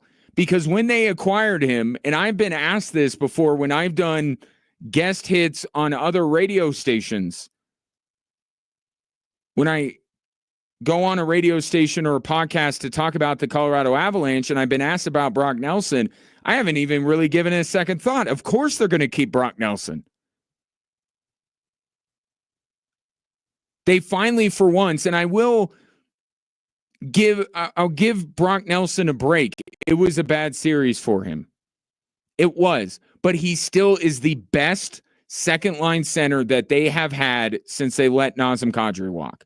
And that is just point blank, period. Nobody they have played in that spot is nearly as good as Brock Nelson. And he has a history of production. I do think Brock Nelson can be a really good second line center for the Colorado Avalanche. But you have to keep him. I mean, especially at that spot, right? At the second line center spot, you have been, and it feels like it's been a decade that they've been trying to figure out how to replace Nazem Kadri. It hasn't been that long, but it feels like it.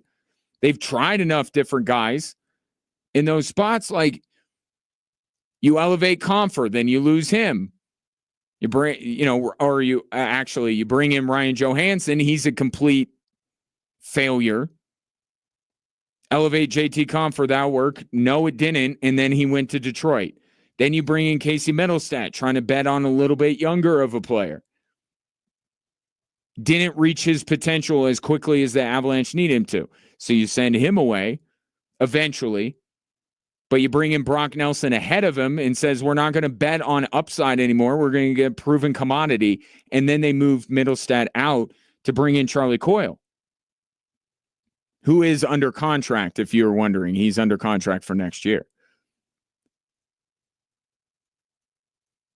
The Avs can't make Brock Nelson, getting him as an extension of the Mikko Rantanen trade. They have to hang on to these guys. So I don't know what Chris McFarland needs to do. Is it moving on from a Ross Colton? Could it be? I mean, it's hard to say this because he was actually quite good against Dallas. Moving on from Josh Manson, everybody's favorite. I guess I should get the low-hanging fruit. Sam Girard. I mean, do you move somebody to try and open up some space? But the idea that they're not going to have Brock Nelson, maybe that's my fault. It hadn't even really occurred to me. Of course, he's got to be their top priority. And how can this organization not accomplish its top priority? Nazem Kadri was not their top priority when they let him walk. They made other decisions, and they were priced out of the market. Brock Nelson is their number one target, and that's the good news. Your number one target, you don't have to go free agency stuff. You get to talk to him now.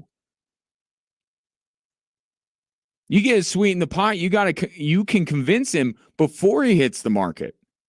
And maybe he still does, but at least you've had a chance to get him into your team and show him what this could be with him a part of it.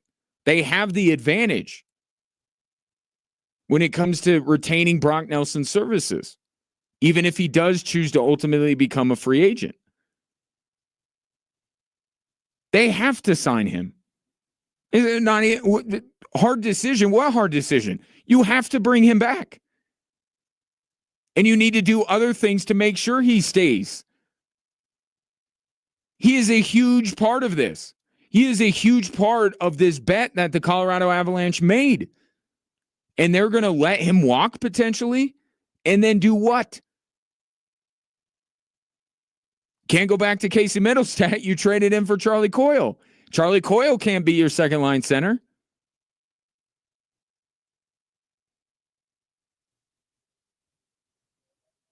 Coming off of such a disaster for the Colorado Avalanche, you think that Chris McFarland would be a little bit more in the mood to spin things in a positive way.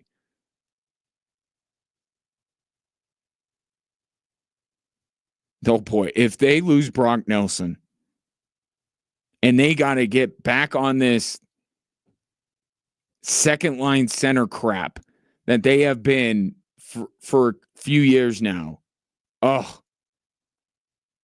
is going to be the worst offseason. Because they've had four chances at this, and they finally look like they have something. To let him walk, that would be bad. So bad. 719-24/7, 1313. Take your thoughts on what you heard from Chris McFarland and Joe Sakic. Coming up next, we'll hit the three stories that are driving the show. Heavy on tonight's game 2, Nuggets and Thunder, which you can hear at 7:30 right here on Extra Sports 1300.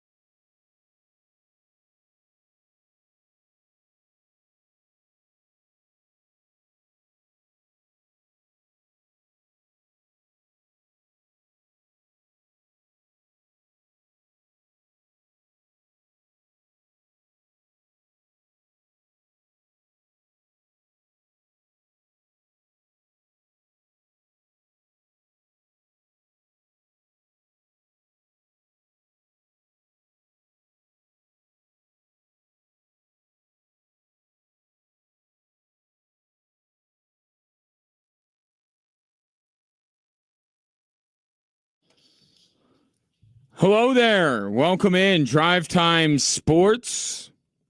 Ryan Kaufman with you. Appreciate you tuning in, whether you're listening to the show, which you can do on air, online, or through the Extra Sports 1300 app, or whether you're watching the show on our social media platforms, Facebook, X, Instagram, and YouTube at XTRA Sports 1300. The number, if you'd like to give your thoughts, especially on Game 2 tonight, Nuggets and Thunder, which I will talk about momentarily. 719-247-1313. You can call or text it in. Right now, let's get into Game 2 with the three stories that are driving the show.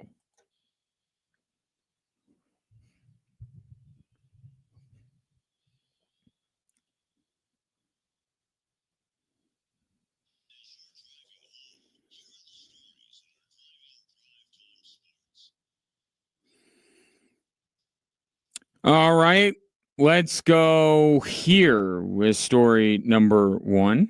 It's just fun. It's always competitive. I think that's the biggest thing is like even Chris Dunn, like even just having him drafted in front of me. But when we play on the court, it's just super competitive and it's super fun. It's the same thing. Losing, like we're Canadian and stuff like that, but play with them, play against them a lot, and it's just fun. It's the best way for me to put it. Jamal Murray talking about being locked in the torture chamber. Caused him in Game 1 to have quite the drop in production from quarters 1 to the rest of the game. In fact, he had a great start to the game. As you recall, he started off with 12 points on 4 of 7 shooting. And the last 3 quarters, he had just 8 points on 2 of 9. Wasn't any magical elixir. It was the torture chamber. And to me, Jamal Murray getting out of that, figuring that out, is the most important thing if the Denver Nuggets are going to win Game 2. They can't just rely on Nikola Jokic. They got to get Jamal Murray going. It's going to take both of them playing at a high level to beat Oklahoma City in a 7-game series. And I think he will respond. And I think there are other things around that where the Nuggets can help him. It's not all on Jamal Murray. It is a team game after all. I think the other two places that I look at that the Nuggets can be better from Game 1, turnovers, had 18 of them. That's too many. It's too many. And a lot of it had to do with they kept feeding Nikola Jokic because he was the one keeping them in the game, and Oklahoma City was swarming him. He had 7 turnovers, only 6 assists. That is not a good ratio for Nikola Jokic. But it was everybody. It was everybody turning the basketball over. And the Denver Nuggets need to find a way to keep better care of the ball. And they can keep better care of the ball if they share the ball. And the only way they'll share the ball is if they can trust that the other guys on the court will knock down shots, especially from 3-point range. That's the third thing I think that the Nuggets need to improve on in order to win Game 2. 10 of 32 from 3-point range. It's not good enough. Not going to cut it. Either you got to be more efficient and lower the attempts, and what would help is being in the game from the outset, not having to constantly chase from double digits down. Either you lower that and you get a more manageable number of attempts and be more efficient, or if you're going to get 32 3-pointers up, you got to make more than 10. And it's everybody. I think this is where Michael Porter comes into play. You can't forget him. Maybe it's better to give Russell Westbrook more time than Michael Porter, given how injured Porter is, but they need him. They need him to contribute. And a lot of this are the injuries. Maybe all of it is the injuries, but he is their floor spacer. He is their best 3-point shooter. Or I should say, he's the guy that you equate to three-point shooting the most. Aaron Gordon and Nikola Jokic have certainly, by percentages, been the best. But Michael Porter, when you're saying, hey, Nuggets need three-pointers, you're looking at Porter. So all of these things play into one another. But it starts for me tonight with Jamal Murray. Doesn't have to be bubble Jamal. Same rules as Game 5 against the Clippers apply here. Doesn't have to be bubble Jamal, but you got to have him as a factor for 4 quarters. And when you need a big bucket, and Jamal Murray on the shooting a 3 would be good as well. Got to have him making impactful shots. And making all of your shots in the first quarter, that's not impactful. Not impactful enough. So it starts with Jamal Murray, goes to turnovers, goes to three-point shooting, goes to floor spacing. It all trickles down from there. But story number 2 is, make no mistake about it, this game tonight is about OKC. This is about how OKC responds. Yeah, the Nuggets need to make adjustments. Yeah, they can be better. But if there was a question about OKC, a reason to perhaps doubt their ability to get out of the West or win an NBA title, it's because they haven't done a lot of this. They're inexperienced in the playoffs. And last year, Oklahoma City, just like they did this year, swept right through the first round. No problem. Swept New Orleans. They even beat Dallas game 1 of the second round. And then it all went south. Once Dallas got a game, once the air of invincibility went away for the Oklahoma City Thunder, game 2 of the Western Conference semifinals, that was it. Oklahoma City proceeded to win only one more game the rest of that series. It is reasonable to wonder if, for a young Oklahoma City team, if history might be repeating itself. They look great in the regular season, look dominant in round 1. They meet up against a team with star players, superstar players, championship pedigree. They lose game 1. Could it all go south from here for OKC? So, yeah, the Nuggets, it would be good if they elevated their game in terms of taking care of the basketball, hitting threes, Jamal Murray being more impactful. But tonight, if you're just looking from, an innocent bystander perspective, if you don't have a dog in the fight here, you're wondering how OKC responds. And they need to respond tonight. And we'll see if the Nuggets are ready for that response. But now let's take a bigger picture view of what's going on in the NBA playoffs. And for that, it's story number 3. And here's David Adelman, interim head coach of the Denver Nuggets. You're talking about the top 8 teams, the teams that made it, all unbelievable basketball teams. So playing the Thunder, playing the Warriors, playing the Wolves, playing whoever, playing the Clippers in a 7-game series, what's the difference? Like, all these teams are impactful. They all had a chance to do something special, and some teams still have a chance, and we're one of them. So we're going to embrace that, take it to game 2. And I will take what David Adelman said about the West and really apply it to the East in this regard. Even though I still think you don't bail on Boston and OKC yet, perhaps we are finding out as every road team won game 1, and now Indiana is up 2-0 in their series against Cleveland, that maybe there's more quality and maybe the gap between the best teams in the next tier isn't as wide as it has been perceived to be. And I think there's a subtle difference there, because I think people can take, well, it's going to be OKC and Boston as a prediction because they're the two best teams, and they can kind of take that one step too far and say there's no chance anybody else has. And I think over time, it has gotten to that point where it's only OKC and only Boston. They're so much better than everyone else. That's not fair.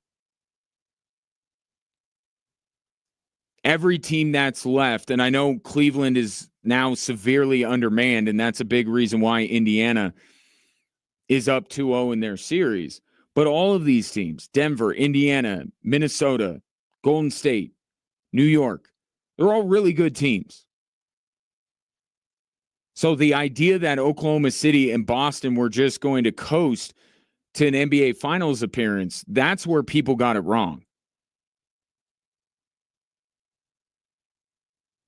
But this is something we've never seen before, and I think people are course correcting, going from, it's inevitable, it'll be OKC and Boston, and we don't even have to give it a second thought, to now, it's wide open. It's up for grabs. Well, there's a middle ground, and that's where I am living right now. Yeah, OKC and Boston still deserve to be viewed as the favorites. They're still the teams to beat. And you got to beat them in a 7-game series, not in one game.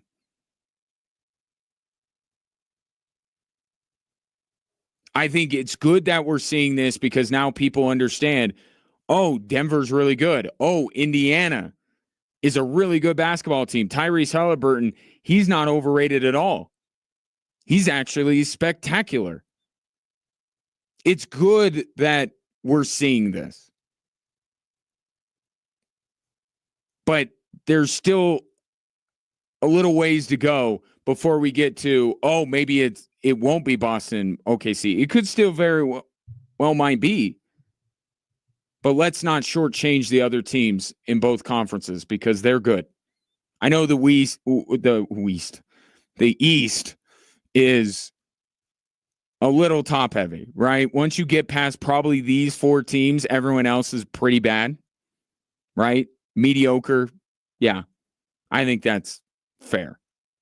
They're not as deep as the West. But now we're to the Eastern Conference semifinals. Indiana's really good. Cleveland's really good. New York's really good. Boston's really good. And all 4 of these teams in the West, OKC, Denver, Golden State, Minnesota. Terrific basketball teams. It wasn't going to be a walkover for OKC and Boston. But it's also not time, especially for Boston. Especially. Well, watch that game. There's no way Boston is going to miss 45 3-pointers. Let's see if they learn their lesson, and we'll start to attack New York a little bit more, start to try and get to the rim and see if New York can do something with that.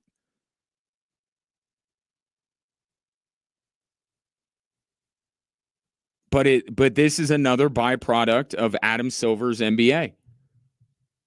It's parity. We're just conditioned because of the era that we're coming out of LeBron and the Golden State Warriors. Like, we just expect there to be a team in each conference that we don't even need to bother worrying about who else might get there because it's going to be them. We're just trying to enjoy the ride until we inevitably get there. Those days are gone. Those days are over. There's more parity in the NBA now than there has been in my lifetime. And it leads to results like this. Still doesn't mean that the 2 perceived best teams aren't going to come out on the other end. But they're going to have to work a lot harder than LeBron's Cleveland teams, than Steph Curry's Golden State teams, especially the one where they had Kevin Durant, the Lakers teams of back in the day, and the Bulls. It's a very different time, and you're going to get results like this. These are long series, except for Cleveland. They're done. But the other 3 series will be long.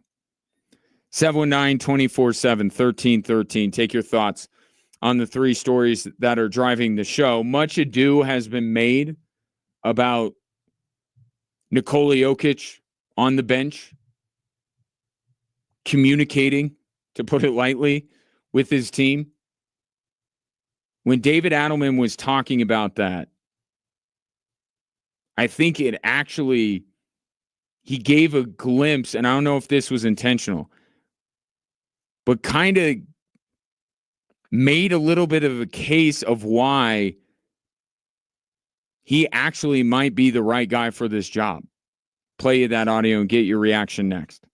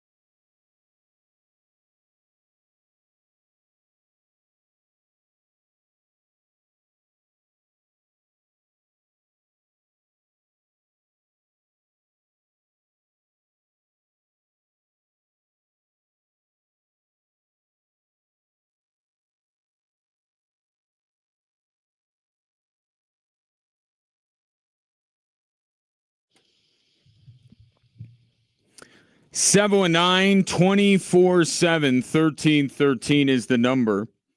Want to give your thoughts on game 2 or beyond? From the 719, Wolves beat Nuggets as the Stars beat the Avs. They match up well. And I'm with you. I actually don't think that beating Oklahoma City would mean that the Nuggets can come up for air and fans can start planning the parade. I do think that Minnesota is still a team that the Nuggets have a very difficult time with.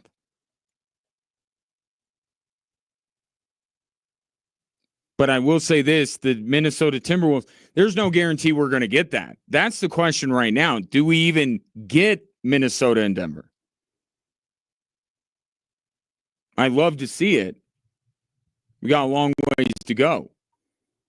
See what happens tonight with the Nuggets in game 2, and even more so with the Wolves. I know Steph Curry's out, but the Wolves have their own problems. Here's Chris Finch. And it starts with Anthony. I thought he struggled early. And then you could just kind of see the light go out a little bit for a while. And then, obviously we had to try to get him going in the second half. You shouldn't be saying that about your superstar player. Imagine if David Adelman had to say that about Nikola Jokic.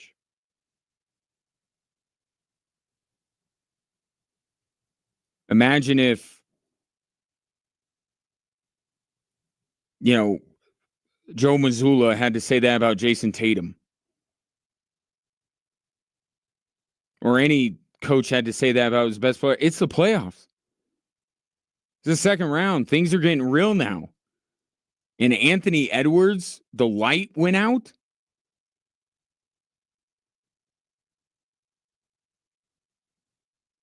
And it just shows that every time you're ready to anoint Anthony Edwards as the face of the league or this or that, understanding how young he still is and how much more he needs to prove, how much more he needs to do.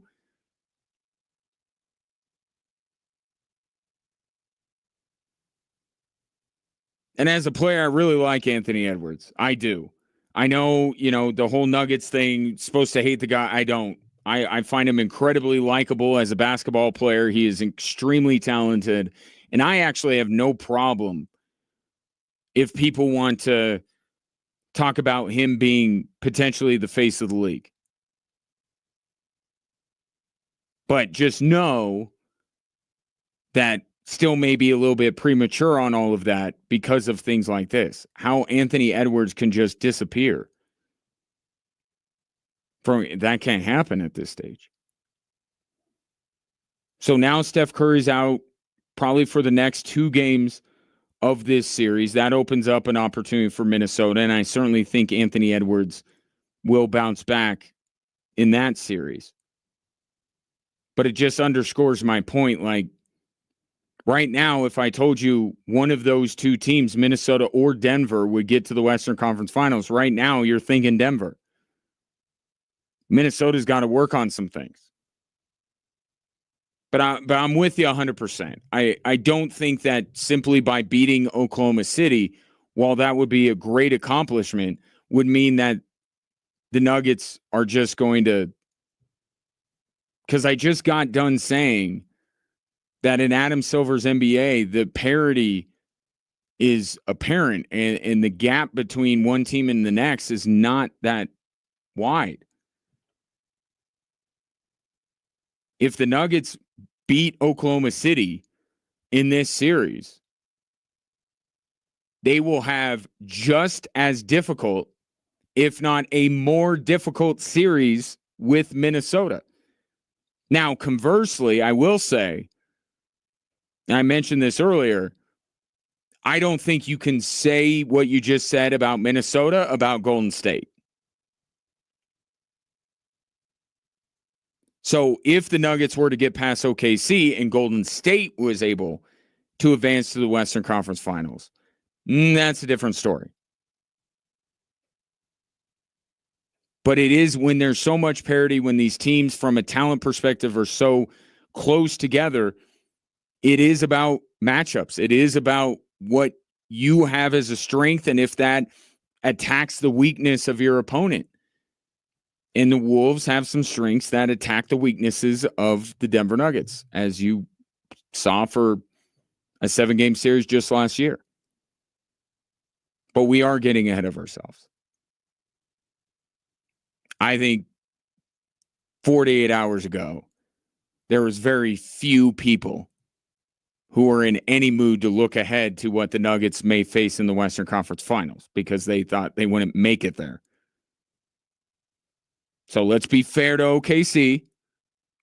Let's see how they come back tonight. And if I'll make you this deal, if the Nuggets beat OKC tonight, we will start talking about who they would rather face in the Western Conference Finals because OKC is not coming back from 2-0 down, going back to Denver. Not happening. 1-1, all possibilities are still on the table. I want to bring you a piece of audio from David Adelman. You know, so much nationally has been made about Nikola Jokic, and locally as well. Nikola Jokic, how vocal he's been, and you know how the Nuggets keep saying like, oh, that's always been him. And I think the story more locally is how much everybody is taking ownership. Nobody draws the attention like Nikola Jokic on the bench, but David Adelman has pointed out time and time again that it's everybody. Jokic just might be the most demonstrative out of the group, but everybody is having a say. And when he explains this, I want you to listen because I think it really cuts to the heart of the matter on why Michael Malone was not the best coach moving forward for this team and why David Adelman might well be. First of all, Coach Malone was an incredible coach. Also, these guys are now men. So whoever's coaching this team, you have to understand that's who they are. I've said this, countless times. These are fathers now. These are not kids in the league. So this is a natural progression. They should be talking to each other. They should have opinions. These guys have won game sevens, lost game sevens, won a championship. If they don't have an opinion on how to win a game, then we got a problem. Michael Malone proved to be a great coach at taking a young roster that hadn't accomplished anything and getting them to the mountaintop. And he will forever get credit for that.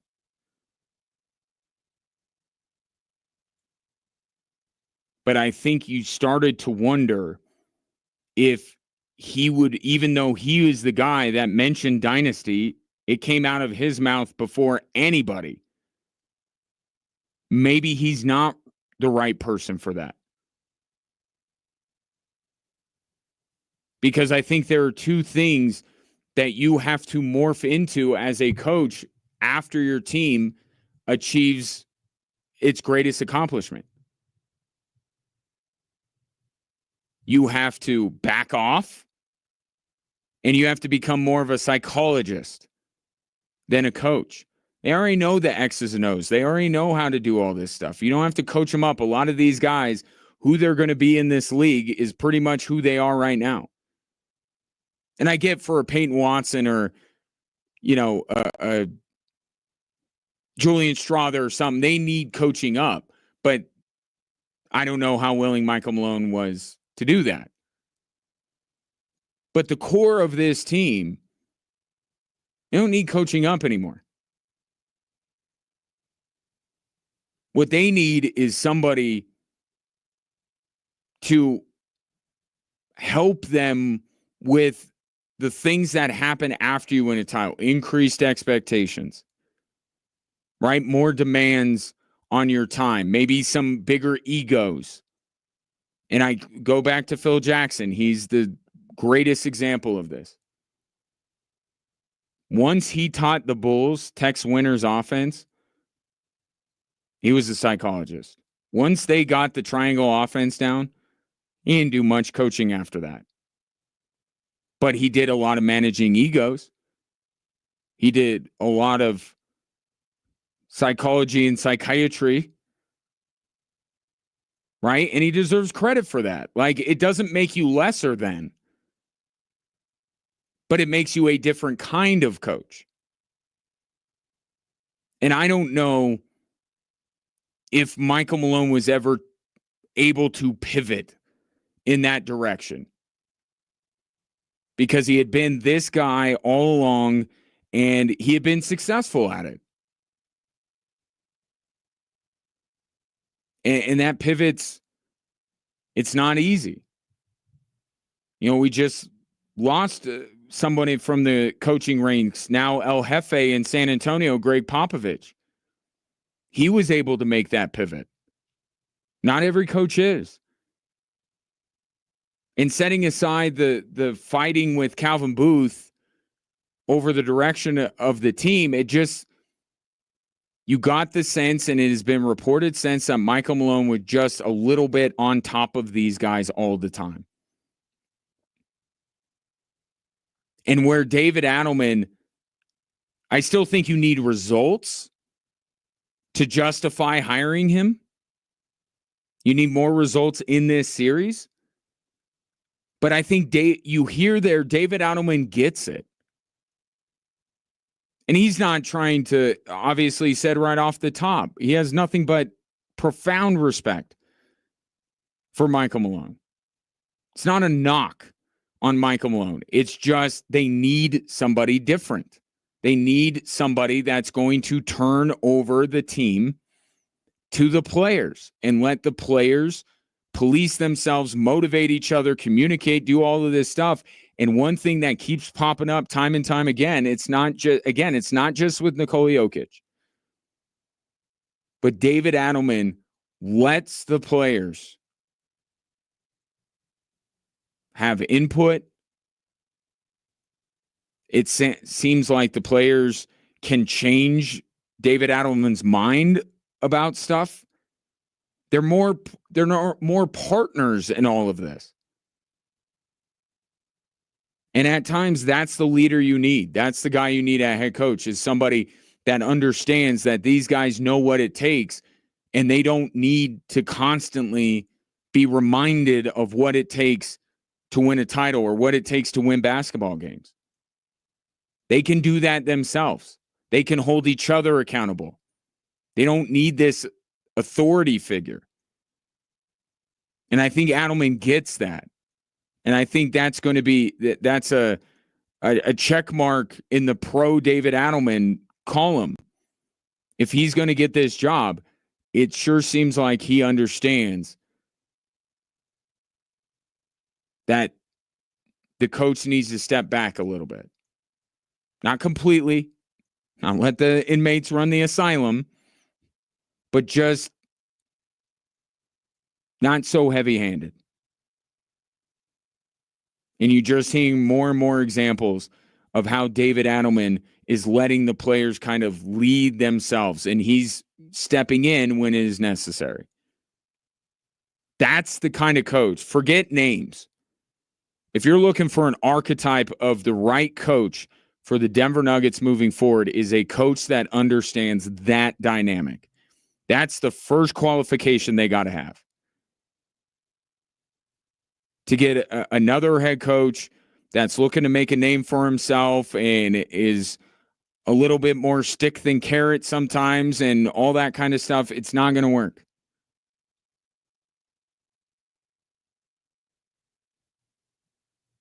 So the mentality, I think, is there from David Adelman. The respect sure seems to be there for David Adelman from the players.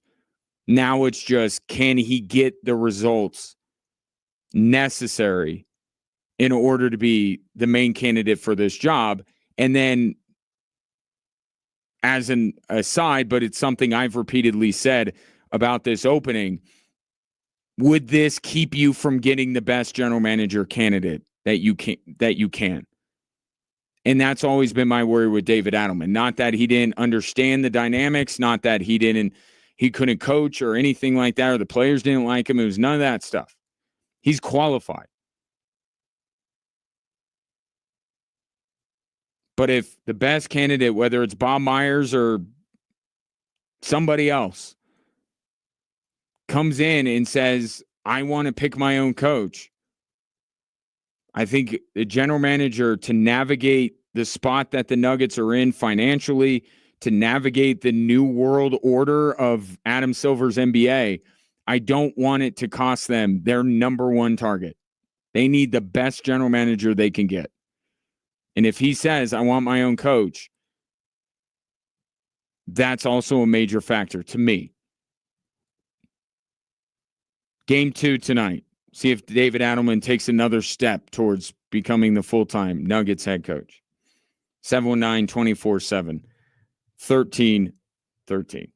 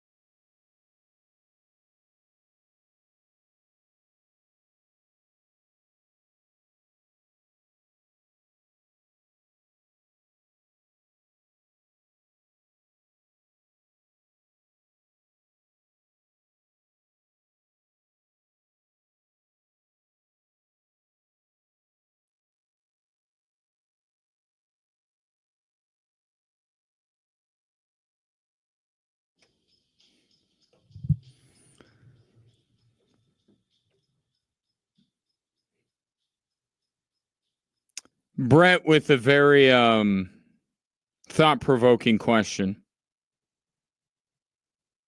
How is Nikola, being Nikola Jokic, not the face of the league? Is it because he's white? No, it's not because he's white. It's because he's Serbian. This is xenophobia we're talking about here, not racism. Come on. No, it's because in order to be, and I've said this about Anthony Edwards, he doesn't want it either. Right? And not for the reasons that LeBron says, like, man, I'm not listening to that.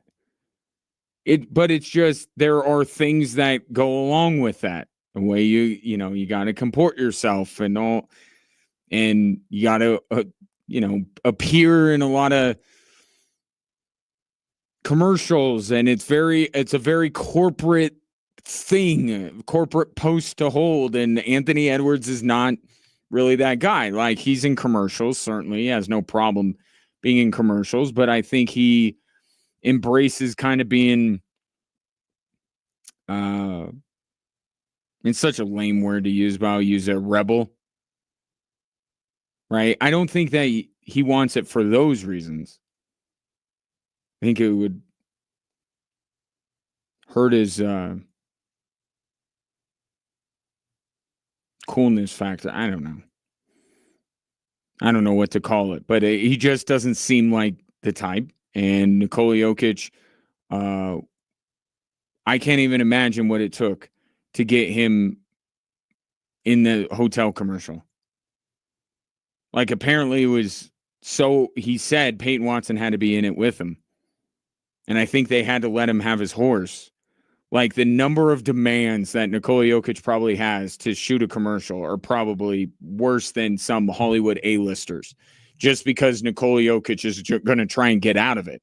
Not because he's trying to get more, but he's trying to throw a bunch of obstacles in the way.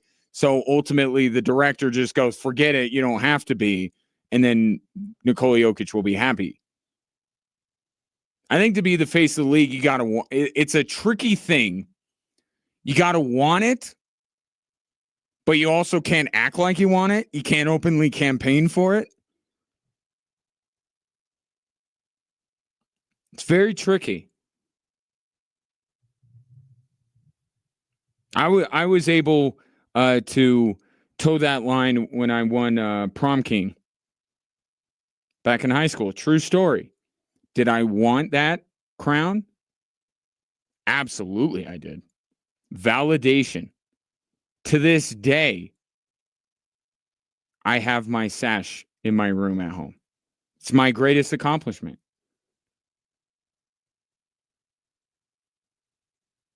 But I wanted to be prom king. But I couldn't tell anybody I wanted to be prom king. So when I was nominated, I was like, oh no, I don't want it. And then I got it. It worked. So if anybody that wants to be the face of the NBA wants to hit me up on how to strike the delicate balance between really wanting something and also acting like you don't want it, I can help. I don't think a lot of guys want it, just not for the reasons that LeBron says. In NHL uniform news and team name news, Utah Hockey Club, RIP. I'm glad. So I went to, when I went and called Air Force games, Utah State, I got Utah Hockey Club stuff. Not because I'm a fan of the team, but because I was such a proponent of that being the name forever. And I knew there was no way that they were going to keep the name. So now I have some Utah Hockey Club stuff, and soon you won't be able to get it anywhere. I'm going to make a fortune. Utah Hockey Club pennant, $300. Start the bidding. But much to my dismay, but not my surprise, Utah Hockey Club is no more. They are now called the Utah Mammoth. And I know I always say this, and I ignore my own rule. It's not for me. It's not for you. It's for the fans. If the fans like it and they're going to buy the merch, that's who matters. But it doesn't stop me from commenting that I don't like it. I don't like any of it. I think the logo is lame. I saw somebody on Twitter. Can't remember who it was. Somebody on Twitter likened the Mammoth logo to one of those logos that NHL video game allows you to pick for your made-up team. And now I can't unsee it, and I don't like it even more. I knew I didn't like it. I knew there was something about it I didn't like. Now I know what it is. I don't like the logo. They're like, oh, it has the outline of the state of Utah in it. I don't care. I don't like it. And look, I'm not saying that most of the population will even be aware that there is a lacrosse team in Colorado named the Colorado Mammoth, but you know who is aware of that? I am aware of that. You are aware of that. And the Colorado Mammoth are aware of that. And their social media person just was given, he hit the mother load because now they can incessantly troll the Utah Mammoth because they had the name first, Mammoth. Even the hashtag, they apparently the Colorado Mammoth have hashtag Tusk Up in Utah because they're so creative that they got their team name from the state next door. They also took the hashtag Tusk Up and went, no. See, we think differently around here. We're modern day Steve Jobs. Hashtag Tusks Up, plural. You don't just put one tusk up. We put multiple. It's bad. And you look at the last three NHL teams, whether it's expansion or move teams now with Utah. You have Seattle, the Kraken, you have Vegas Golden Knights, and you have Utah Mammoth. Team name-wise, I like Knights. It's cleaner, but I understand why they do Golden Knights, and I'm not going to be somebody that says that I don't like a name that is significant to the military. I'm not going to push back on that. I do think Knights is just a little bit cleaner. But I would say in terms of the team name, I do think Mammoth, despite the fact that they stole it from a team next door, I do think Mammoth is a better name than Kraken. But I will say that the uniforms and the logo, worst of the three. I don't like the name Kraken. I really don't. But I said this when Seattle came out. I liked everything about it. The color scheme, the uniforms, the logo, loved it all. Being a soccer guy, I am just a proponent of your team name being the city and what you are. Seattle Hockey Club, Utah Hockey Club. And then the nickname with the fans, they can call it whatever they want, but you don't, broadcast it. You don't make it a huge deal. You have a logo, but you don't call yourself that. And yes, I would be fine tomorrow if the Nuggets change their name to Denver Basketball Club or basketball team or whatever. I have no problem with it. I really don't. I am over mascots. I am over team names. Where are you from? What do you do? All I need to know.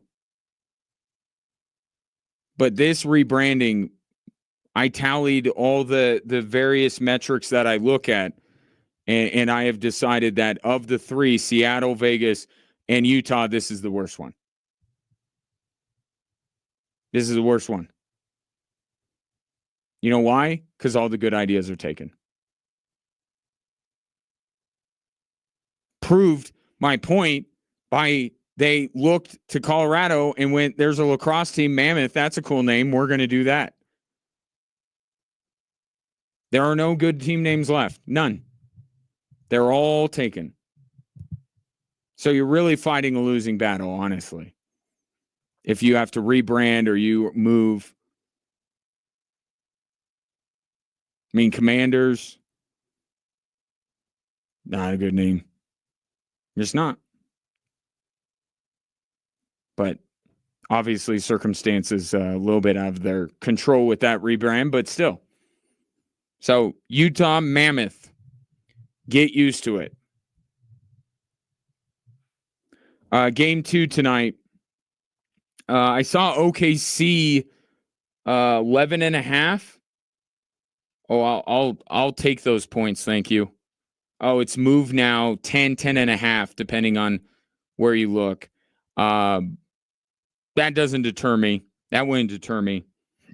If I were betting now, if I were putting in a bet now, I'd still take the points. I'm taking the points tonight. I seriously have questions about OKC. And I know there's a decent chance tonight that Oklahoma City is going to rout the Denver Nuggets. I've watched enough NBA basketball over my years to know that there is a decent chance that Oklahoma City blows out the Denver Nuggets. And we have nothing to talk about tomorrow. But if I'm placing a wager, which I did, but I got at 11.5, I'm taking the points.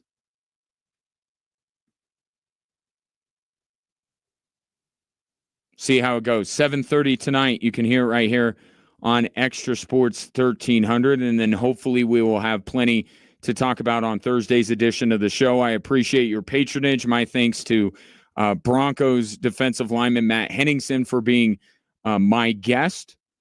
And enjoy your evening.